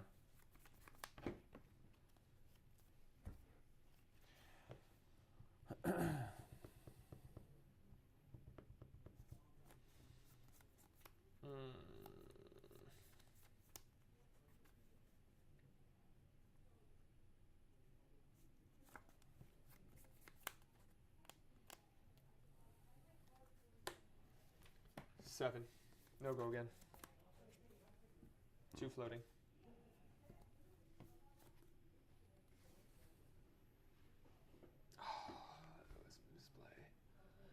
That was a misplay.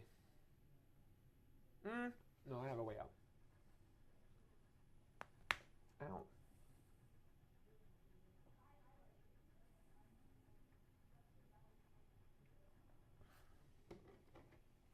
I like doing this. Last time I played, Nick on Prism, he tabled me. See? So. Yeah. Yeah. I was surprised.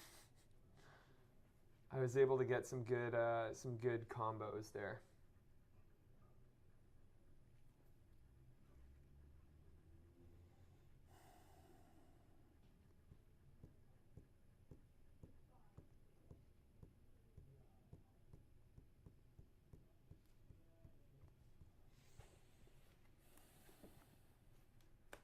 Block 7. Okay. With the 2 remaining resources, I'm going to flip Figment of War. I'm then going to pitch to the Rapture ability, and then pass my turn. Draw 4. Very bad start to PIPQ. Yeah.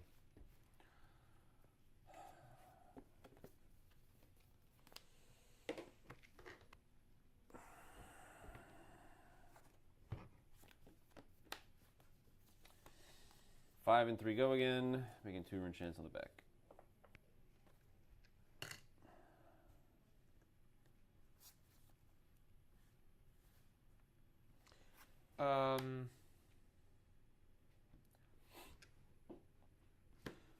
For 5 for the rune chance.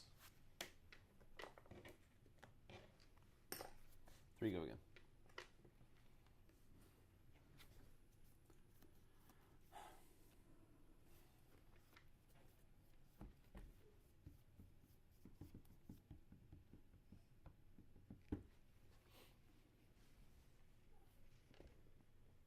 Block 3.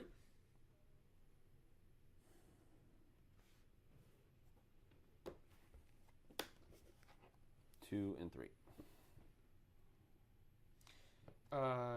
2 for the rune chance. And 3. Okay.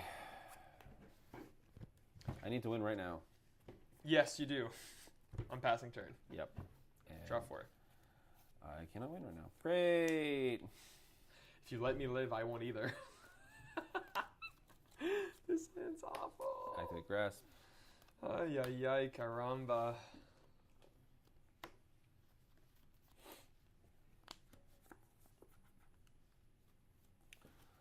Dirge. So I'll just go up to 3. Make 4. Oh. Pass turn. You bitch. So I'm saying, I'm pretty sure I'm dead, but we'll see. Oh, hang on. What was in my hand? Okay, never mind. I don't know if I want to arsenal this.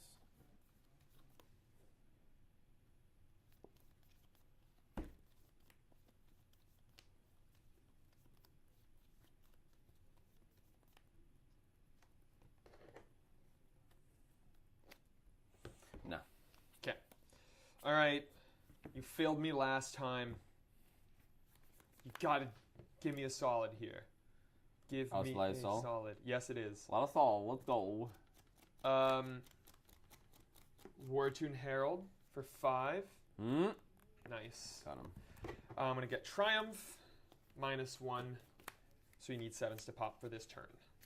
Is 9 good enough? I knew you had that. I knew you had that. That's why I was looking. It's like, wait, did I have 2 yellows in my hand? That's funny. No. So I'm just gonna shuffle still. Yeah.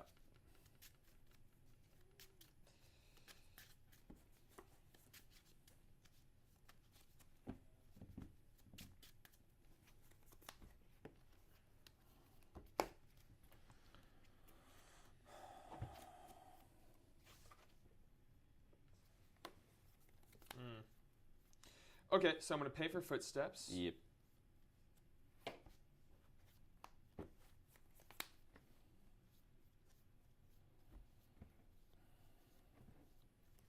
You're at 3? I am at 3. I'm then going to pay for Prism's ability. I'm going to flip Ravages. And attack for 4, banishing 2 Arcane.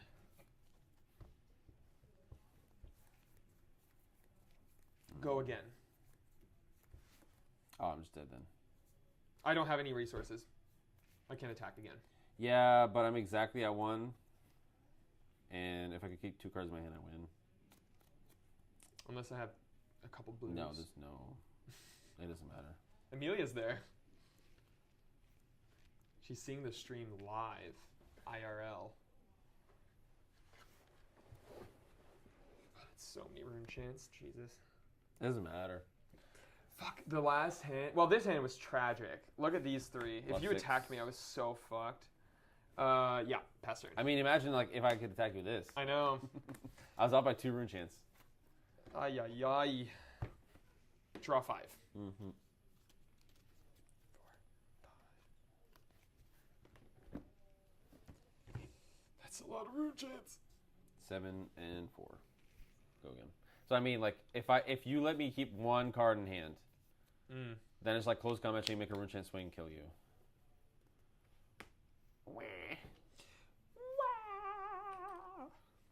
I'm a little baby and I don't like losing at flesh and blood.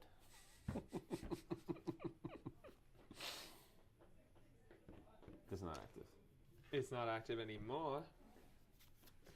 Oh, why do I see my blues on the offensive turns? How many did I spend? Why are you so offensive, Nick? Very offensive.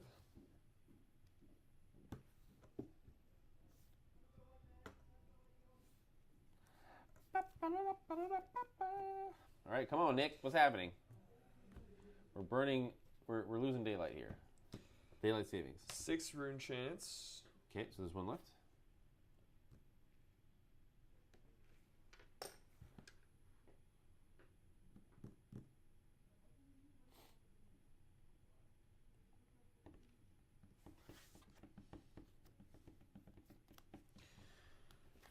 He'll take it. Fuck, if only I had a blue. Oh, and then we'll eat the damage. Okay. Oh, I almost put that in my deck box. Pass turn. How many cards are you in? 2. 2. 7. Go again. I knew it. Yeah, I'm so dead. No, you're not. I am so dead. No, you're not. 4. Oh, I'm off by like, that's so annoying. 2. Cost 1. Ugh. What a bummer. What a big bummer.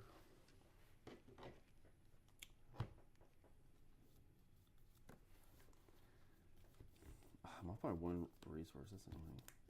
If only you had tunic. Yeah. You have 4 cards in hand? 5.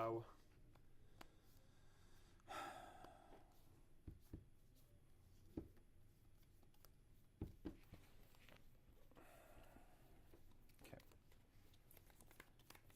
Activate grasp. Mm-hmm. You got it! Yeah. Oh my god! I didn't want to show anybody until Monday, but yeah, there you go. Hell yeah! So that's the 1 card that's different from the Worlds list. It does not have Shard. I was so mad. I got it, and then Worlds happened, and none of the lists had Shard. I was like, nice. Are you kidding me? Nice. Come on. They got 1 floating. Yep. I also, I bought it, and there's Nyx in it. It's damaged. Ooh. I was like, what the fuck? So anyway. So I should be happy about this Fable, but like, it's not a great purchase. 4 go again with 2. It's still great to have a Fable. I want to collect all the Fables at one point, but I'll prevent the 2. yeah.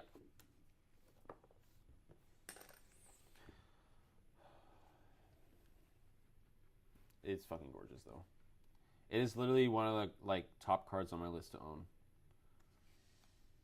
Like this, the Arcanite Shard Mat from Pro Tour, and Marvel Viscera are like the 3 things that I want to own at one point in my life.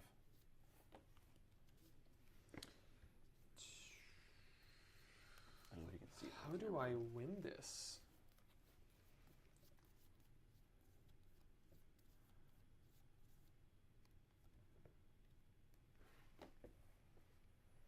Oh yeah, you couldn't see it. You couldn't see because of the glare.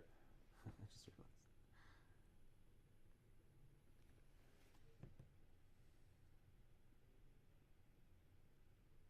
So it's funny because I don't know if you remember in our group chat when I think it was Brady was like, look how like, oh look, someone's selling it for like 320 or something on the Discord, and then I posted, I was like, oh, I already sold out. People are quick on that. It's because I immediately bought it. That's funny. Because I was like, if there's a Viscera list that wins Worlds and has Arcanite Shard, that's going to be a $500 card. Yeah, for sure. So, I was like, fuck it. 4. You have a 1 card in hand? Mm-hmm. These hands, there's a reason why I don't play Prism anymore. Luck. Okay. I'm just passing. Yeah, I just want every card out of your hand. Hopefully my 4 cards are good. Hopefully mine are finally good.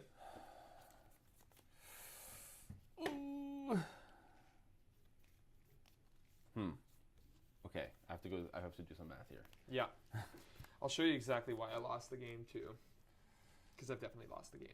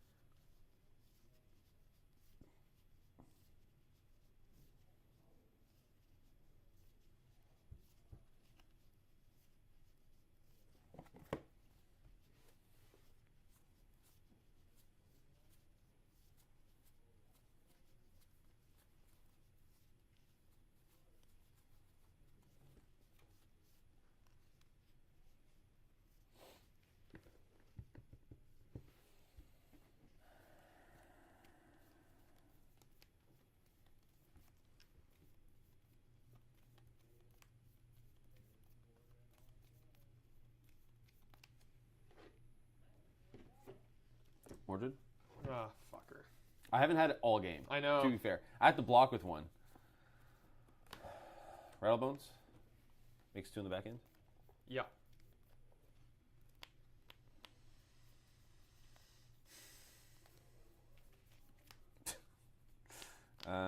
Just hearing whatever's going on in the other room is hilarious. 1 floating. Yeah. Swarming. Make 2. This is 4. Go again with 2, and then also all modes active. Yep. So I'll prevent 2, and then with the remaining 1, I'm gonna block 4. 2 cards. Yep. 2 in the back end and 2 coming at you.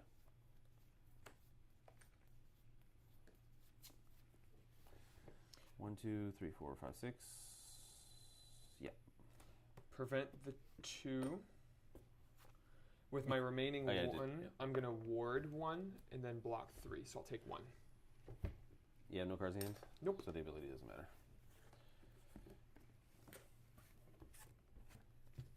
Pass turn. All right, let's see if we can do it again.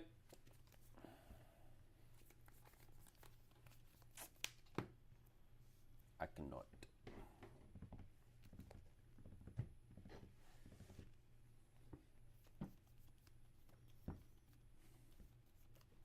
Like, literally, my strat right now is waiting for you to draw a brick. Yeah, well, that is the correct strat against Runeblade. I did with Dirge, so I'll just gain 2 more. Go to 4. Yeah.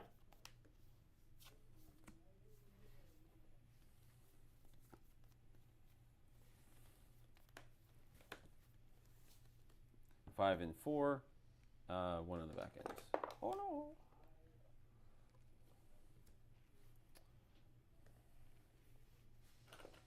Four rune chance. Oh, there's your blue. 5. I have 1 floating.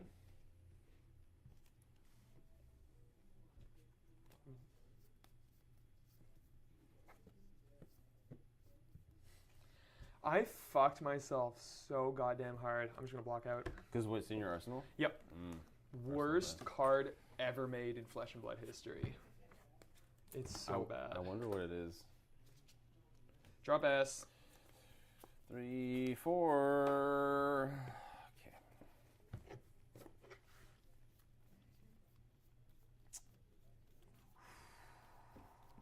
If you can't win it with a 5-card hand, I swear to God. You underestimate the Runeblades.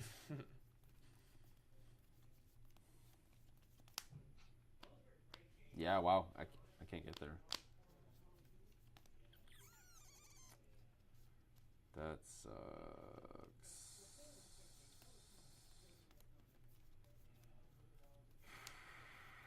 Fuck. Yeah, that card sucks, actually. Damn. If only I ran Dissolve Reality, I think we'd both be happy. No. I'm good with this. That's not the card I'm talking about. Okay. This card sucks. You tried to see the thing. No, I was just like, did you fuck up? Like, is it? No. But no, it's not.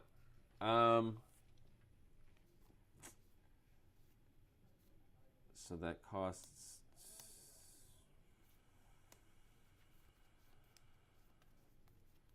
Wow, that's brutal.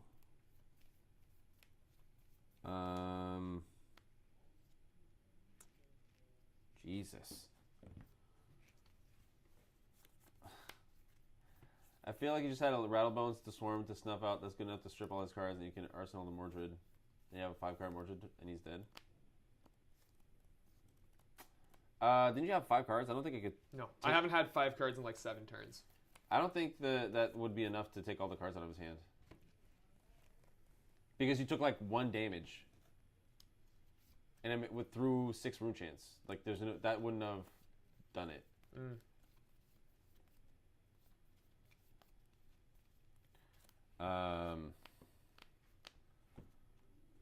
Maybe I can do that, actually. That.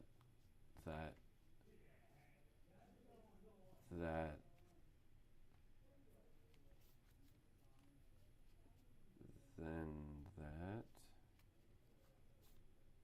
So then, if stuff out hits, he discards. Yeah, I guess. He didn't have any cards in hand, though. All the turns you played Snuff Out, I didn't keep a single card in hand. Yeah, I don't. Maybe. It's hard to tell. I mean, this is what's great about streaming it. I can go back and look at it and see if you're right.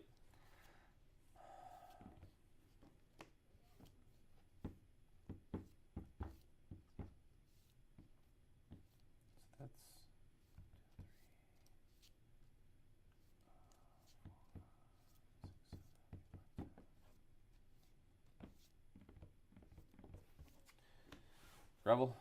Oh, sorry. No. Mordred. Rebel. Yeah. Let's trigger from the Viceroy.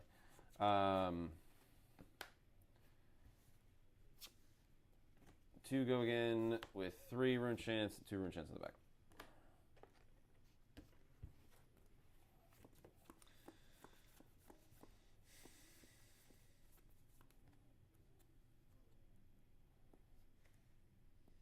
I'll cover all the Rune Chants, 1 floating. Oh, what am I doing? Wrong, Rune Chants. You have 2 Rune Chants remaining. Yeah, these are gone. 2, go again. Block. You have 1 card in hand. Mm-hmm.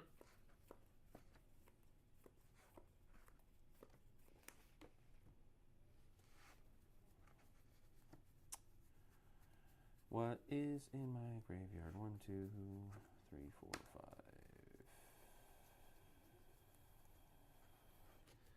Is there really only 5 of those? What? No.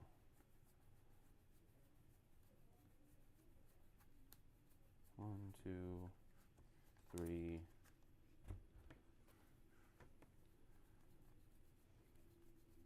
Huh. What the fuck?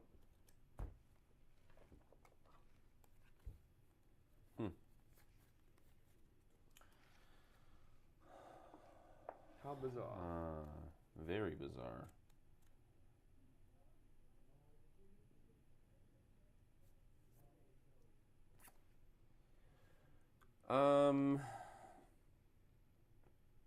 That sucks though. I don't want to.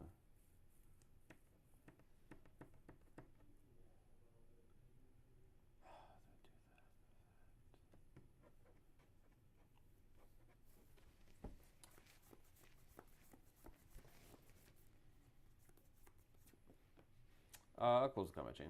Yep. Read the runes. So this will make 2 from Viscerai.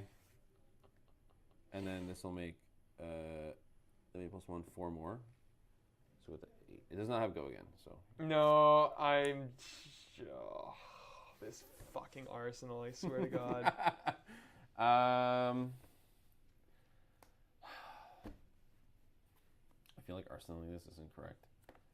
I just want to look at my deck list because I don't know.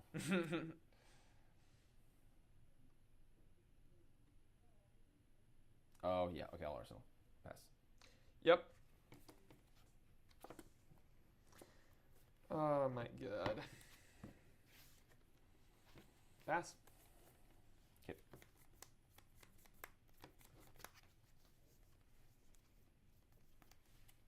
I'll start with Sonata Galaxia.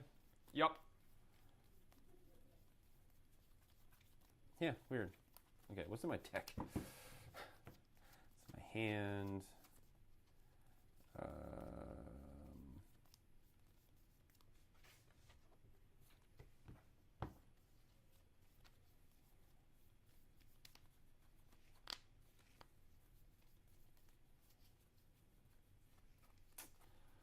Okay, so sure. I don't think I can kill you ever. If you can't kill him, can you attack? Yeah. You win. Maybe.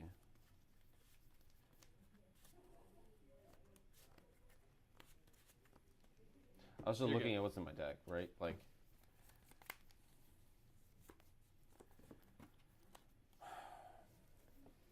Okay, well. Yep, you win. Can't prevent all the rune chants. I threw the game. Oh, yeah.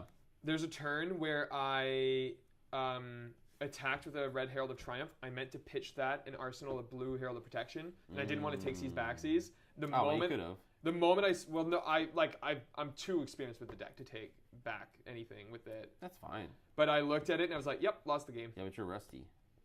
Lost the game. Yeah, I was gonna just arsenal one of these two, and then. Yeah. God, that was brutal. But I had nothing in hand. The fucking deck, clumping was nuts. I had such good tempo, and then red, blue, blue. I was like, "Yep." That right after I made the mistake of arsenaling the thing, I misplayed out the fucking wazoo. I was so greedy with the Soraya attacks. I should have created more spectral shields. If I did that instead of drawing. Yeah. I had no reason to draw other than fishing for better cards. Fair. I literally had no good cards in my deck. Yeah, I mean, there was no way I was going to survive the... I blocked and played with all my blues. I'm supposed to pitch them, and I played them. Yeah, but I feel like if you survive that turn, I lose. I literally have 1, 2, 3 attacks. What do I do? Yeah, this deck is collecting dust some more. That was awful. Every time. I did not enjoy playing this deck again. Every time. It's funny. This fucking card is literally the worst card ever. The one turn, and I should have known too because... I had Ninth Blade, right? Yeah, you popped with everything except for Ninth Blade and one of the 6 attacks. So I was like, I know you have one more of the 6s, but you also have 2 or 3 Ninth Blades, and that's all you popped with. Yep. What I should have done was just go, right, use it anyway to get it out of my arsenal. Yeah, you should have used it when you can. I agree. That makes a lot of sense. God, this deck's so bad. I hate Prism. It's so funny seeing you play Prism every time. You're always so gleeful. Oh yeah, I'll just play this for fun. And every time you're like, oh, I knew I was going to have a bad time playing Prism today. I just wanted to see if I still hated it. And? I fucking despise it. Yeah. It sucks not having a deck anymore. I like Enigma. I don't have a connection with Enigma. I'm just playing it because it's a good deck. I hate Prism right now.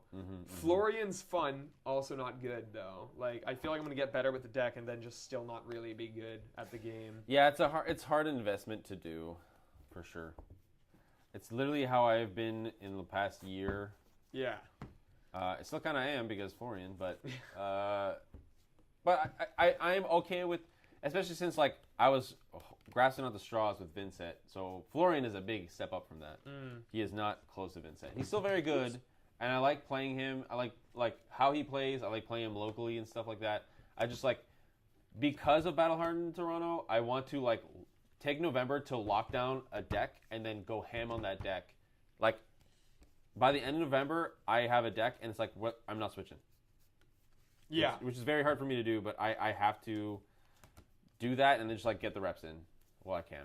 So that's why I'm like, I was testing Enigma all last week. I'm gonna try and test Viscerai this week. Maybe not switch to Viscerai just yet. She just doesn't feel great. I don't know. Like, my favorite Viscerai was Royal Viscerai. I felt so fucking busted, man. Yeah, just Royal like, Viscerai was pretty good. I'm going to win the first, like, the game's going to end in 4 turns. Like, it felt so good. But this one is like, yeah, like, I don't think I like defensive Viscerai just because, like, the entire time I'm just like, why am I not playing Florian? Yeah. Like, legit. He's a better defensive Runeblade. In my opinion, yeah, totally. Like, what sure, cards does Viscerai have that Florian doesn't? Other than Mordred. block 2s? He has Mordred, he has... No, but I mean, like, available to Florian for the defensive, like, plan. Like, whatever... Nothing. Whatever Viscerai can bring to be defensive, Florian can also bring because he's a Runeblade. Yeah. Viscerai is just missing talents. I guess the only thing that makes it a slightly better defensive deck is the Earth cards don't block as well. But I guess you just don't bring Summer's Fall. You don't bring... But Summer's Fall's kind of needed. Really? Yeah. Just as a decompose? For Enigma. No, but I mean, for, like, you bring it against, like... You know, that one you bring it against Enigma. It's in the sideboard, but you can sideboard it out because it's a 2-block. It's actually, like, really... So, like, I think Florian, people have been playing him very defensively, and as I was playing him more aggressively, I felt better. Okay.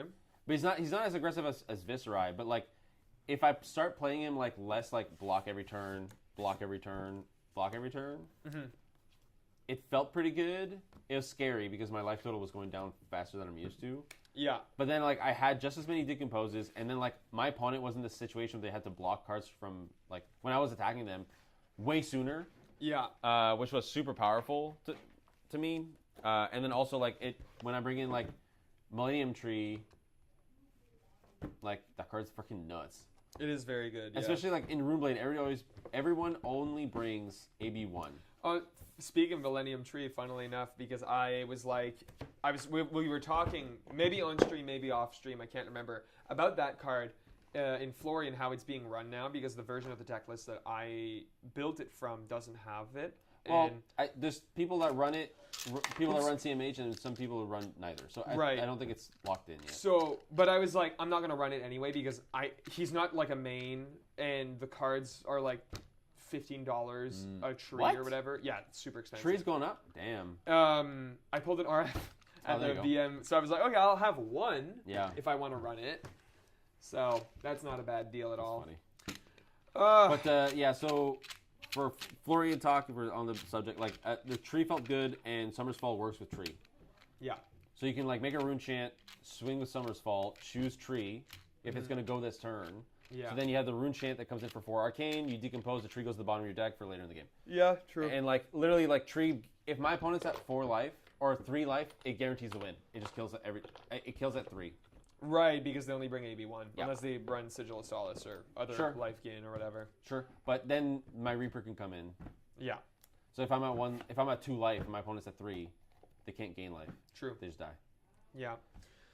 So stuff like that where I'm like.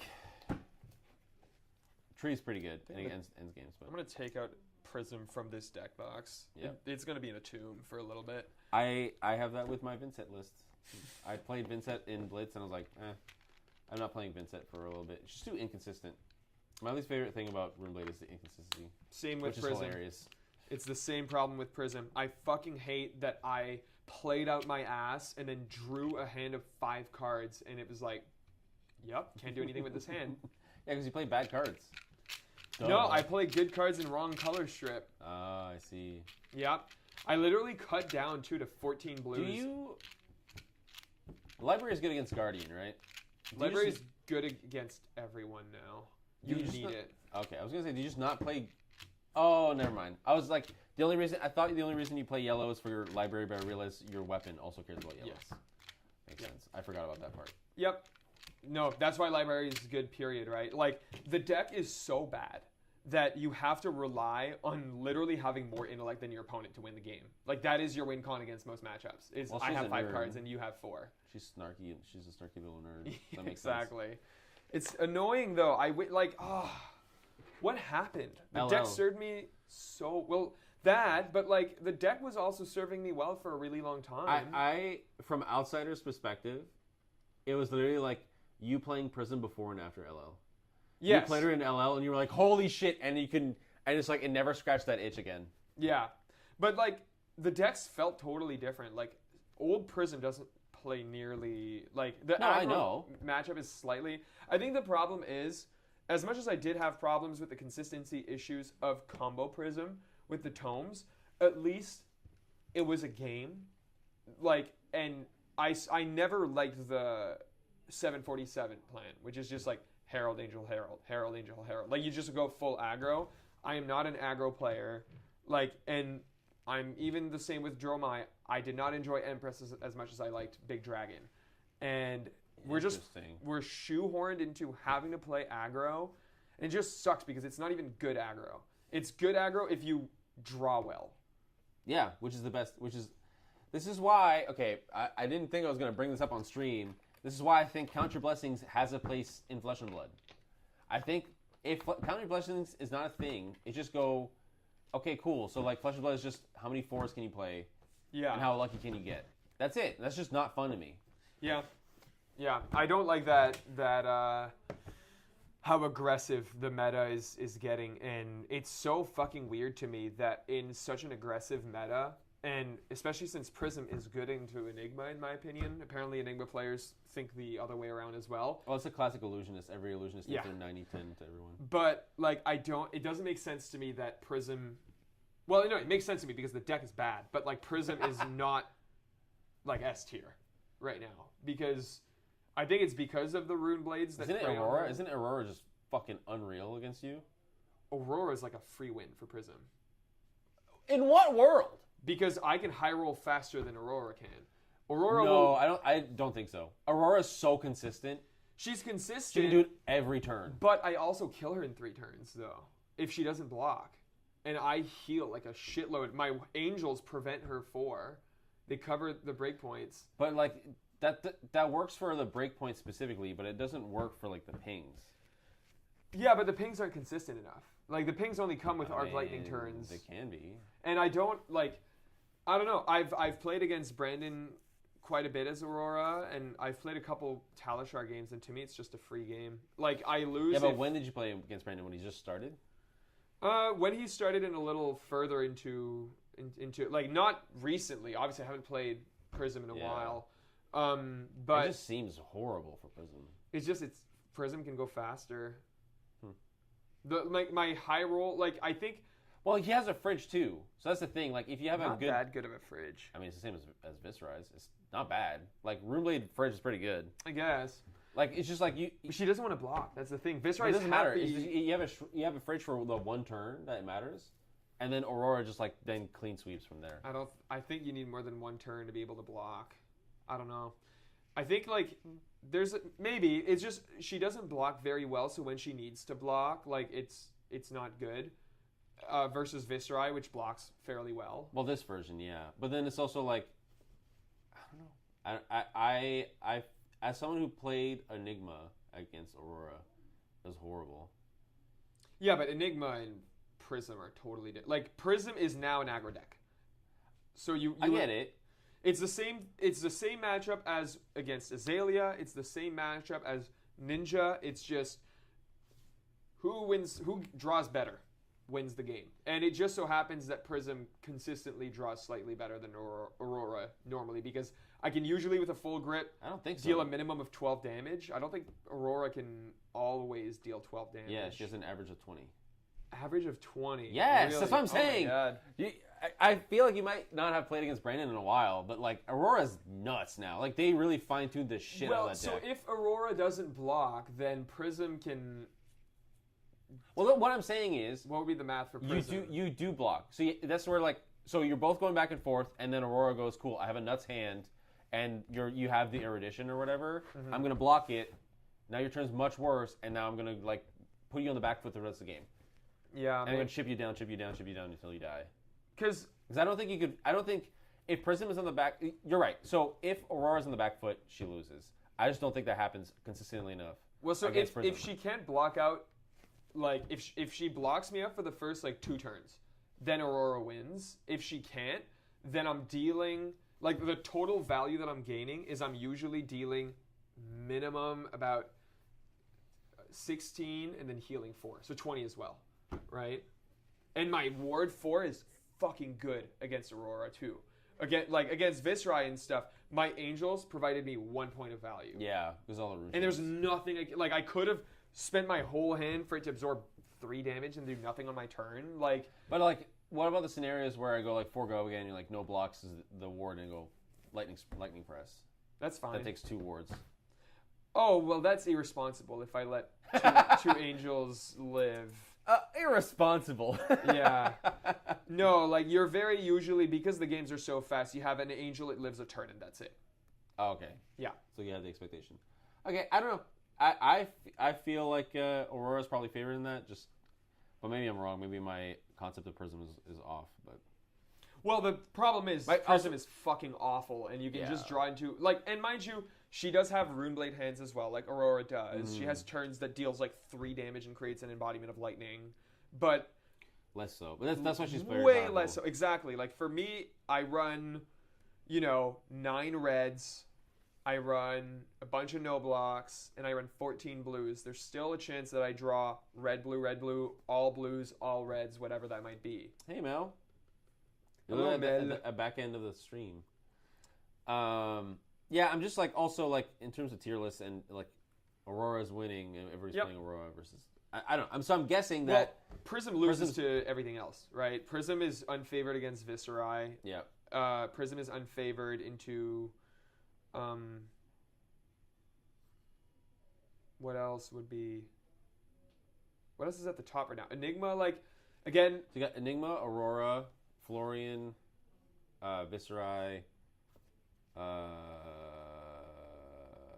Azalea. I think that's the thing, is that against all those games, she is like, do I draw good? If I have one bad turn, I lose the game, basically. Azalea is a race. Aurora is a race. Enigma is a race. Florian is I think you're favoring Florian. Slightly, I think. And Viserai is a race as well. Yeah. And if you're that felt super grindy as fuck, though. What's that? That our game felt grindy. Yeah. I mean, we both dirtled quite a bit. You're more defensive, and you were playing the same strat I was, probably to a certain extent, where 5-card hand can't do fuck all. Yeah. I never had 5-card hands, though. You guys are forgetting the Dash.io, ban on Monday. Yeah. Which Prism folds to Dash.io. Yeah. Which is, I think, why Prism was not present at Worlds at all. Do you think that changes with High Octane change? You think Prism comes back? I don't know. No. That's what I'm saying. If she needs support. So if you're saying that she's good or 50-50 or decent to all these top decks, I would expect her to show up more often. Well, it's because yes, and I think the reason why she wasn't seen a lot at Worlds is because of Dash.io, because there was an expectation that there were going to be a lot of the Dash.ios. Yeah, fair. But I think that even if Dash.io goes, representation goes, and she still won't make day 2 because you have to high roll all your games. I guess if you're going to do that, might as well play Kano. Yeah, might as well play better high roll decks. But I mean, Kano also, I think Kano gets much, much better if Count Your Blessings gets banned. Yeah. I don't know what Prism needs for her to, be good again. She lost Tome, which made it so that her grindier matchups... Because, if Tome still existed, it would make, obviously with Florian, Summer's Fall is a real threat for the ALS loop, but you just don't loop Florian in that case. You go for the Merciful Retribution. Does it plan. Stop the Florian? No, it doesn't stop the loop. Summer's Fall doesn't stop the loop. Oh, right. You still have to attack ALS. Yes, and I can't decompose unless I have... No, and then your Figments aren't auras, so I can't bottom them. Yeah. So you have better game into those. Like, you play Vestige into Runeblades. You play aggro, I guess, into... Which is the same story. But, like, I don't know what would make Prism good. Like, a new Herald won't fix it. She's already full of Heralds. Like... she's just full. She's filled by heralds. Yeah. New auras, but aura disruption is good now, and they're not going to print a new Spectra. This sounds crazy, and I know a lot of people would disagree, but the only thing that, in my opinion, fixes her is bring her to 40 health. Nah. Which they're not going to do. That's fucking crazy. That's a crazy errata. Yeah. She heals 32 if you play all the wards. I feel like Prism is very meta dependent, so I don't think it's a card that she needs. I think she just needs a specific meta. But what would she be? She's not good into anything right now, other than Assassin. Well, I think it's a very aggro meta. Like if Kano and Guardian becomes number 1, she slots in there really easily. Not Guardian though. She has to high roll to win Guardian. Not Fatigue Bravo. Like not like a super slow fatigue like.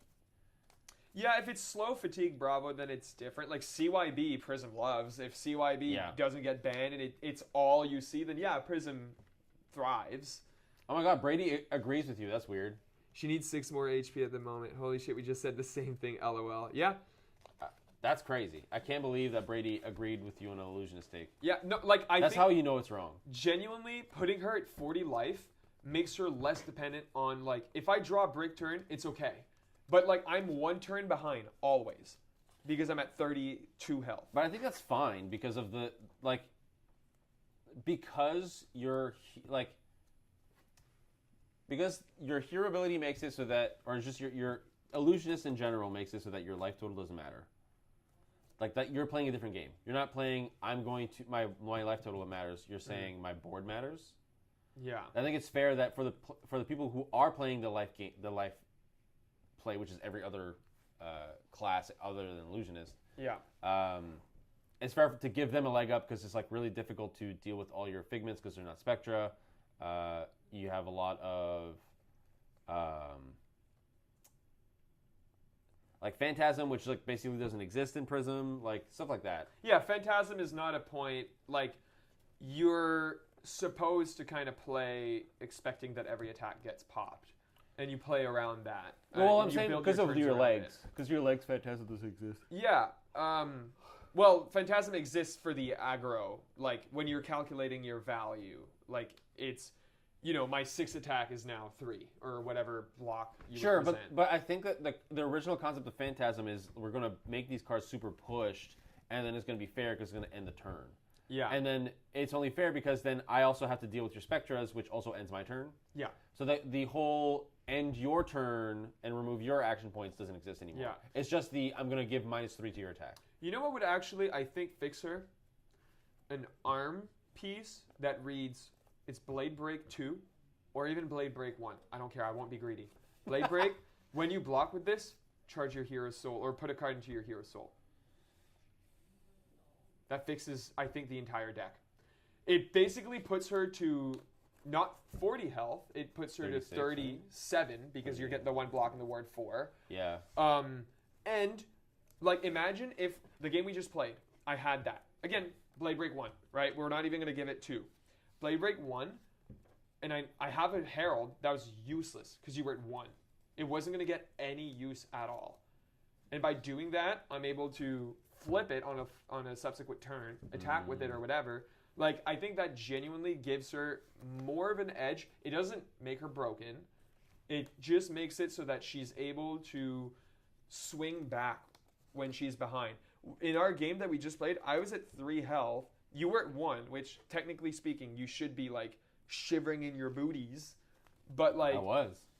But I shit myself. I couldn't do anything because I fucked my arsenal, which was my bad, obviously. But, like, that whole game would have been more of a game at the end if I was able to block and at least get that assurance, that ward 4, to be able to crack back, or block with it on a later turn, and the turn where I drew 2 and then attacked with the protection, I could have gone 2 extra spectral shields, which would have been enough cushion. Well, yeah, that's what I'm saying. Like, I feel like that might be too good. I don't think it's too good. I think Prism being able to come back from a block is exactly why Zen was too good. Yeah, but Zen had a 7 fridge. Prism has nothing. She has Ward. Yeah, she also plays a completely different game plan. Like, yeah, but I that's why I think that like it's not even about it's not even no, it wouldn't draw you a card. It's just putting like charging. Yes, it's you're getting the best Figment and can flip it. It's Ward 4. No, you can on your own turn. Oh, the hero abilities. You have to pitch. Well, you can do it, but you have to pitch to it. Rapture doesn't give it for free. So I guess. So that's what I'm saying. Like the block could even be irrelevant. It's just like a thing that lets me for free, or through like blocking or whatever, put a card in my basically soul. Halo text, but at instant and it costs nothing. Yeah, without the draw. You need Halo because you need to be able to do it on your own turn, but you need to have I think more ways to get cards in your own soul, and it might having that might even cut Light of Soul from the deck, which is great. If I can replace Light of Soul with a fucking Herald, that's perfect. Yeah, that card is awful. Maybe just like more cards that, like as an additional cost, almost like charge. Yeah. Yeah. Wait, why don't you do that? Are there generic cards that have charge on it? No. Oh, that's why. No. There's yeah. No. The only thing I can think of are like Illuminate, but it's if this hits goes to Soul. It doesn't interact with the deck at all. That is garbage. Yeah. And you have to play the red one. So as long as Enigma exists, Jarl will be bad. I don't think Jarl will be bad against Enigma. Praying for slow Fab to be good again, which doesn't seem like the Hunted is going to happen anytime soon, unless Jarl drastically changes the meta. I mean, guess what? There's assassins coming in Hunted. So unless Arachne's also an aggro hero, I think that's going to be mid-ranging shit. And then also, I think Enigma's... So the thing with Jarl, especially how I'm building him, is like very dominate heavy. So like, what does Enigma do against that? True. Nothing. True. And then also, like, I get to just break all your equipment instead of you saving up your tunic or saving up your traverse, right? Like, yeah. I do agree with Brady. I think slow Fab becomes good again because, and since you were so... No, he's saying, I'm praying that it becomes good again, and he does not believe it will be. No, but that's what I mean. I'm also praying that slow Flesh and Blood becomes, like, good. Yeah, I want the meta to be slow again. Fuck. And I will say, because you were so brave to come out as a CYB apologist, I'm also going to go on the record and say the most fun I've had in Flesh and Blood in a while was playing CYB Enigma. There, I've said it. You're saying you're playing as the Enigma player. Yes, I played against CYB too, but as Prism, so I was no complaints. Yeah. Or as Enigma, I mean, sorry. So I would be curious to play against... Well, I mean, I'm saying this, I just realized in the top 8 of the ProQuest, I played against CYB Bravo as Florian. Yeah. That was a fantastic game. Love that game. It was great. Great to watch, too. Yeah, you watched it, and you were like, that was one of the best games of Flesh and Blood I've seen. Yes. And I loved it. So that's why I'm like, skill issue. Yep. Well, I sympathize with people who don't like it. I personally am not on that team. I have been liking all your tweets because you've been fucking going on a streak defending CYB on Twitter. It's awesome. I'm just like, yes.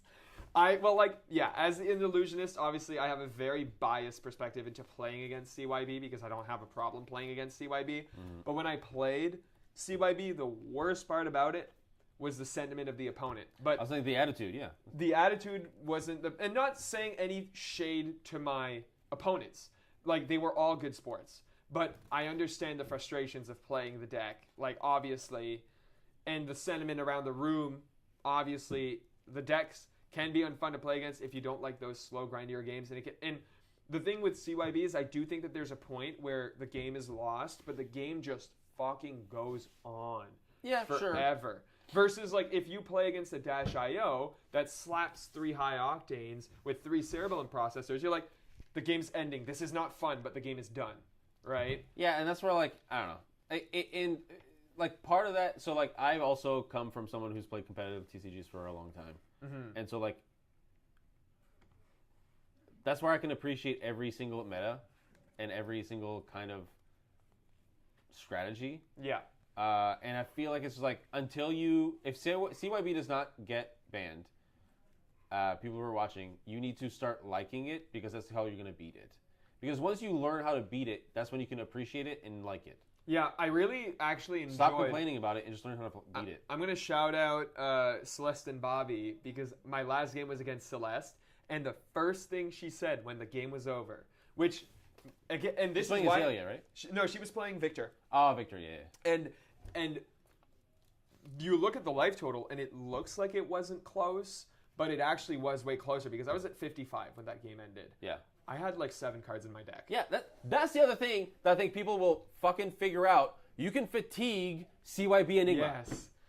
Every single one of my games ended with sub 10 cards left in my deck. Mind exactly. you, I pitched deck, so I had a Cosmic Awakening that was ready to hit for 20, and I had 2 Mirror Guys in all 3 of my games. Sure. So obviously I had an exit strategy, which is how you win. Otherwise I just get fatigued, and I wouldn't have won any of those games.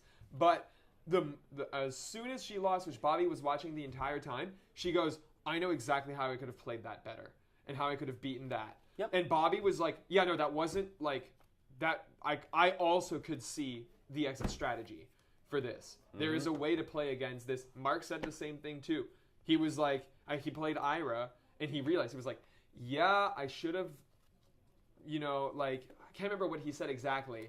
But he also was like, after the game was done, he shook his head. He was like, this deck is fucking stupid. And I was like, I agree. This is an idiotic deck when you look at it. Mm-hmm. Because I'm healing 67 health throughout the game, right? Like, I understand it's silly, but the games were really interactive. I had so much fun with all 3 games. Mm-hmm. I agree. If you play Rainbows of Unmovable, you actually... quote unquote heal more than CYBs. So just saying. It's like one of those things. It's like my best analogy is for people who used to play Magic. It's you play a creature and I kill it with a removal spell.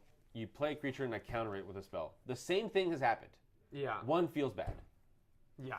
So it's like I go down to 20 and heal 10 is the same as me staying at 30 and blocking 10. Yeah. The only difference is that you don't have on hits. Which, in my opinion, would feel better, right? You get your own hits. Yeah. I think it's just like the people who play and hate CYB feel like the only sense of progression in Flesh and Blood is through your life totals. Yeah. And I think you have to unlearn that. Your life total is a sense of progression, but when you're playing in CYB decks, life totals don't matter. Yeah. Decks matter. Decks Board matters. And as the CYB pilot, what you recycle absolutely fucking matters. Yeah.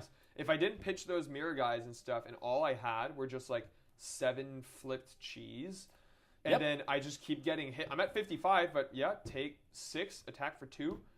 Oh, or like Celeste brought Miller's Grindstone, which was genius. Yeah. Starts hitting me, put a chi back, and then I have no cards in deck and I can't do anything. She still has this many cards. Game's over, right? If I don't play my game correctly. Brady keeps saying the same thing, and I just love it. Sure, I'll beat it with my deck with the card they're banning. We can't do this again. It takes more cards to block, and CYB is an instant. CYB keeps more cards in your deck. Like I said, Unmovable is the same amount of cards.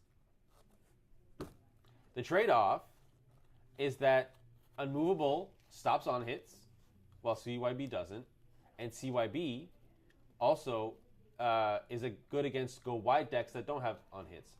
But they're the same thing. Yeah.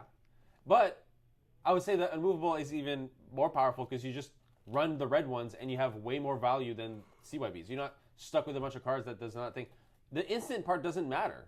Well, the instant part matters because... It's specifically only in Enigma. CNC doesn't care, doesn't matter. Weakest Link doesn't matter. Well, CNC has an on-hit. Yeah, but you just play out the card. Do you know how many times I had a D-React in Arsenal and a CYB and I couldn't block out a CNC? Oh, you don't Arsenal D-Reacts. That's what I did. Of course you do. No. Well, sometimes, yeah, obviously, but... I have 2 D-Reacts in hand. I'm going to keep both of them in hand. Yes. Oh my God, pitch them. That's insane. No, I made sure... Maybe that's right, but it's just always keep an instant in my arsenal. If I can. Yeah, of course. Yes. As much as that possible. Makes sense, of course. But it's just like... The instant part, I think, is relevant for the turns where you pitch to make a ward, have 2 floating, then play it. I agree. But in that case, that was... those turns felt so fucking good. In that situation, I technically blocked 3. Yeah. And then let's say it was a red one, I have 3, and I gained 6. So I played a 3-card 9. Yeah. which is the same, and the same amount of cards from my deck is if I block 3 with a card and then played a movable from Arsenal. Actually, a movable from Arsenal is 1 more resource. Well, 1 more value. It blocks for 9. 11. Or 8, whatever. Yeah. 8 plus 3, yeah. So yeah, 11. so it's 11. So that's what I'm saying. Like, yeah. What? But it's not an instant. I can understand that the instant part is annoying when Enigma can play other instants that cost 1 and her legs, right? So you can definitely get 1 extra value from that floating resource. Oh yeah, like when I was playing against Mark, like first Kodachi didn't exist. Yeah. I just go Phantasmal Footsteps, 2 floating. You're probably thinking I have. I see that. Yeah. I can understand that. But it's just one of those things where I think you could play around it with like very good on hits and swing your weapon as much as possible. I have a feeling like we're probably going to see, if CYB doesn't get banned, we're probably going to see the same song and dance that we see with Illusionists every time, which is new Illusionist comes out. People shit their pants because they think it's busted. Then they learn how to play against the Illusionist and they go, oh, it's not that bad actually. Mm-hmm. Yeah, I agree. We'll see. We'll see. And also, like, the thing is, I actually don't think CYB Enigma is correct in general because I feel like you just lose the mirror. If you're playing against another Enigma that's not CYB, you just lose. Yes. So. Yeah, because you can't clear their board. You don't really have attack actions. Yeah, and it's literally a game in which the life totals don't matter. Yeah. That's kind of what I'm saying. Like, and Enigma is, like, arguably just as good as normal Enigma is just as good as CYB Enigma. Yeah, like, you have a 50-50 chance when you sit across the mirror that they're playing CYB or not. Like, so. Yeah. So you're probably your best bets are to not play CYB because you're going to demolish the CYB Enigmas. Yeah, exactly. If there's a lot of CYB Enigmas. Yeah. But I really enjoy the deck. I probably won't play it again. If it doesn't get banned, I will because I'll just, like, change out Enigma's dress. I don't even think. Well, yeah, sure. Yeah, I agree. But actually, no, I won't. I wouldn't because I'm only playing Enigma for Battle Hard in Toronto, and I don't think I'm going to play the CYB version for Toronto anyway. So then when Toronto's done, I'm not playing Enigma again for a while. So yeah, I'm gonna play the Cosmos build that I had was pretty fun to play. Yeah, that's where I'm like. When I'm looking at the matchups too, like the CYB Enigma list is good against all the decks that Enigma's good against, and bad against the decks that Enigma's bad against. Yep. And like CYB's bad against wide aggro, good against tall. Yeah. So that's why I'm like, I don't feel like if it drastically changed all the numbers, I'm like, okay, yeah, then there's clearly a problem. But I don't feel like it's just like changes the matchups at all. Like I don't know. No, I don't think so. But I don't know. I again empathize with the people who don't like it. I just think that maybe it's just because I'm an illusionist player and I'm just not to make myself a martyr or anything, but used to. I'm not a martyr, make myself a victim, but used to people just always shitting on the decks that I play, even though I'm looking at it from the pilot and I'm like, this deck fucking sucks. Yep. People just don't know how to play against it. Exactly. There's times where you're like, it's frustrating and I get it, but then you got to go, all right, well, I want to beat it, so let's like actually learn how to play it, and you just play reps, and then you're like, oh, okay, cool. Yep. And then you start to like it usually. Like same with when I was playing Olden versus Dromai. Like fuck, man. I love the Guardian versus Dromai matchup. I hated it at first, and now I love it. Yeah. Well, not now. It doesn't exist anymore. But I loved it. Yeah. By the end of it, because I learned how to play the matchup, and I realized that it wasn't doomed, and that actually, if you play your cards right, Dromai is like supposed to win those games. Yep. You can fatigue and stuff. Yeah. Exactly. I'm going to Toronto in January 12th, I think, or January 14th. Oh, this weekend. Speaking of which, Are you going? I found return flights for $260. What the fuck? Yeah, so I was like, maybe I'm gonna go. Okay, well, if you're coming, I have a place for you. It's just, again, like, I don't have a deck, and I don't really enjoy, like, Enigma, boo-hoo, I'll be the one of 70 people there playing Enigma. Like, I'm not good enough to show up and, like, I think outperform the Enigmas that are there. Like, and I don't enjoy playing. You're going to be the only one, so. I don't enjoy playing the deck enough to go to Toronto. Fair. So I don't know.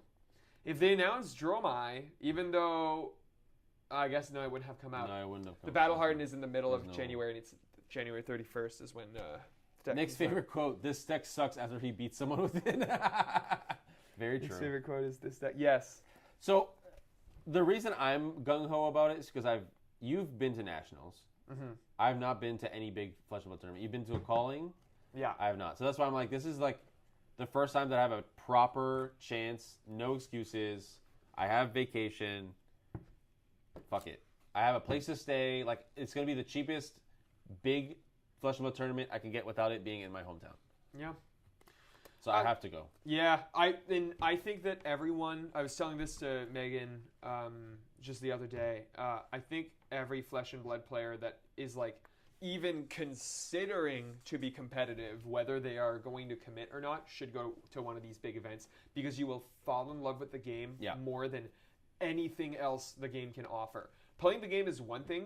Going in a room with like 200 people that also love this game, and you have a bunch of vendors, everyone's talking about it. Like, I'll never forget the and first promos and yes, I'll never forget the feeling like when I first got into the hotel, going to the calling, and looking and seeing like 20 people playing Flesh and Blood, not at a venue, right? Just at the hotel because it was the closest hotel to the venue. And just being like, this is fucking awesome. Like, what a great feeling. And then, like, obviously because it was a calling, like, you know, walking out of the elevator and then Brody Spurlock is like walking down the hall of your hotel and you're like, okay. I remember my first big Magic the Gathering Grand Prix in Toronto, and it's like one of those things where like you are changed. Like it is night and day. Like the love of the hobby grows exponentially after seeing that. Like there's so much like where like you get to play as much as you want. Like something I keep saying is like I feel like I don't play enough Flesh and Blood. Even though I play like every day of the week for like 4 hours, not enough. Like if the camera goes off, I can play another 10 hours easy. Yeah. It's just like physically and mentally I might not be able to do it, but I want to keep playing. Yeah. And like these big events, I get to like exercise that to the fullest. I get to legit play from the moment I'm awake to the moment I crash in my hotel room. And dude, like the adrenaline is fucked because you're gonna go. I mean, you've played in Grand Prix and stuff. Yeah. You're like the entire day, like, let's go, next game. You get to the hotel room and you're like, crash. Oh my fucking god, you're just dead. The thing I have to say too, like, the best games of Magic in this case I've ever played were at Grand Prix. Yeah. Because like just the room and like when you're there, there's someone that needs to like that warm up a little bit. And so like after like the third round, and I'm like, cool, I'm warmed up now. I'm going to play like the 7 best rounds of fucking my life ever. Yeah. And then you're like, after that, you're like, holy shit, I can do it. So like that feeling's awesome too. Like, I don't know. David and I were talking about next year's Worlds in the U.S. We got a tinfoil hat that'll be on the East Coast. I agree. I'm going to Worlds no matter what. I'm flying if I need to. My goal for next year is to qualify for Worlds in some way and go to the Worlds in the U.S. I mean, you can go without being qualified. You just can't. I know, but I want to. No, because there's a calling, so you can still go to the calling. Yeah, exactly. But I want it because otherwise I have to wait 3 years, and I don't know that I'll get any better in 3 years. Wait, 3 years? Why? Because they do a 3-year rotation.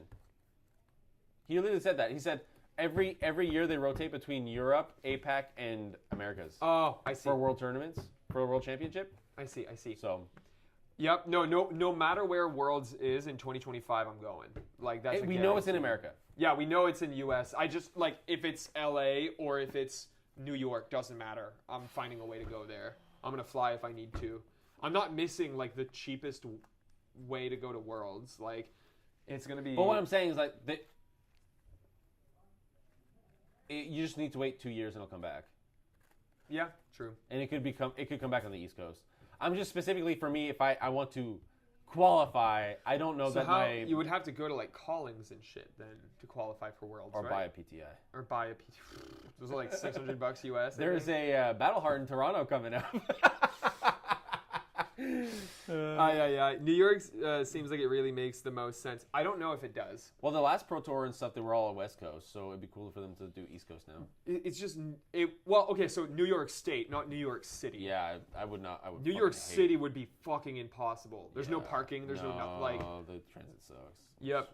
But New York State, if they did like, I mean, if they really wanted to kiss up to Buffalo. I feel would be nice. We could even, flying within Canada would cost more, I think, than flying to New York. Because I was going to say we could go to Toronto and then super easily make it to Buffalo. I'm just driving down to wherever the fuck and then flying from the States. I've learned that, like, if you're going from Canada to the States, it's better to just drive and then fly. Dude, I was looking just for fun. Like, Jersey? New Jersey would be great.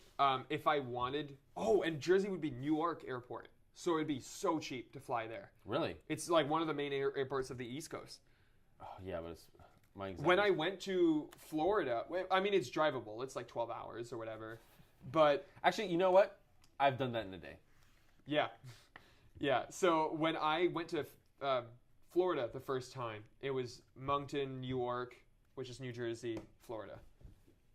Which was the first time I ever saw the Statue of Liberty when I landed in New York. Or Nice. Newark, I mean. Newark. It's the name of the place. Newark. Oh. Newark.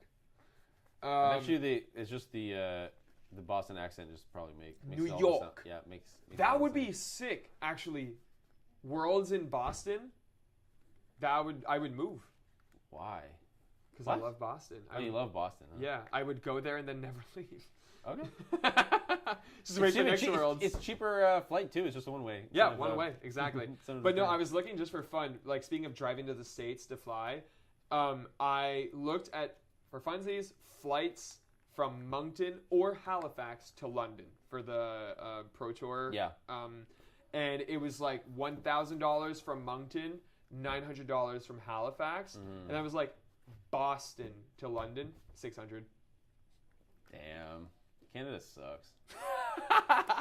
Jesus. It's pretty brutal.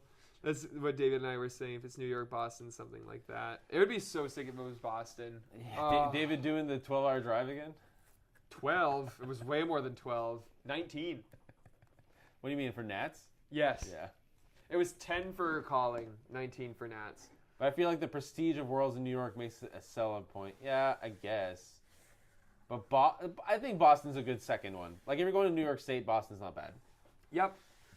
I think New Jersey makes the most sense. You can actually, like, commute there. Russell's asking if it was round trip, the flight. Yes, it was, when I was looking from Boston. Also, I forgot, I'll have to text my mom where I found the super cheap Toronto flights. It's apparently, like, maybe I have it saved in my Google thing. You can send it to me as well. I need to go. I love being autistic sometimes. Really? I haven't found that yet. I'm looking at like my Google searches and it's like Cineplex, Smile 2. And then I heard that Biden and Trump were hanging out. So I have Biden and Trump hanging out to see if that was real. Poison the Well. Where is Primus Maxis? Because I didn't understand this story. Stevie Ray Vaughan. Iron Lung. From polio. Okay.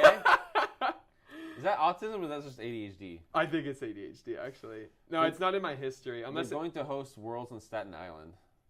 That'd be funny. That'd be funny. Let me see. I need to I'll find it in private. There's a website where it's like, you know how they had super cheap flights? It was like Swoop or whatever. Yeah, I fucking love Swoop. There's a new one.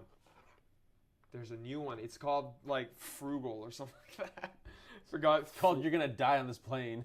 Well, so the catch with those is that the flights are cheap, but there's like fuck all customer service. So if your flight gets canceled, you're like screwed. Yeah, that's fine. Until you get got.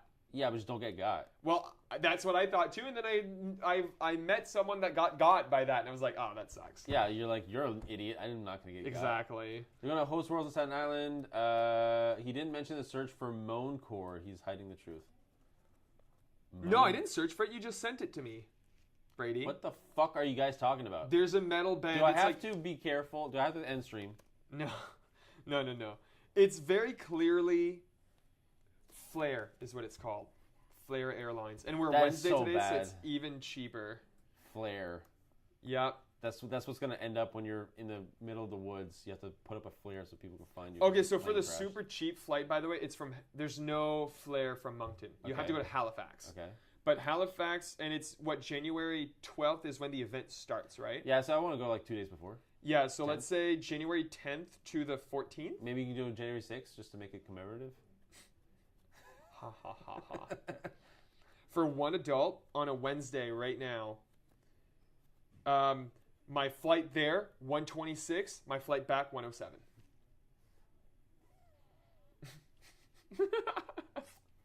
Like, why wouldn't you want to go to the Battle Hardened, dude? That's what I'm saying. Like, with flight tickets that cheap. Like, that cheap, you have room and board. Yeah. We might just gotta go. Yeah. I'm probably gonna make the purchase. Actually, it wasn't that much cheaper than like when I checked on Sunday or whatever. So I'll still think on it. Yeah, just wait. It's pretty fucking cheap though. Yeah, that's real cheap. And I have an in. Shout out to my coworker. He lives in Dartmouth, and he told me that if I ever have to take flights or anything, I don't have to pay for parking. I'm just gonna park my car at his house, and then I'm good. That sounds cool. And when would the flight be? At what time? That actually matters. Does it? 11:15, dude. That's so easy. You just leave at like 8 a.m. or 7 a.m. or whatever. It's so literally easy. Like a ProQuest. Yes. That sounds. That's like things are coming together. But I don't have any decks, and Flesh and Blood as a card game is awful. I will help you find a deck while I'm trying to find my deck as well. Yeah. What did I want to? Oh yeah, I wanted to check just for fun on this website going to London. Oh. From Halifax to London. Only London. We are going from a Flesh and Blood stream to a flight stream. You are international. I can go to New Zealand.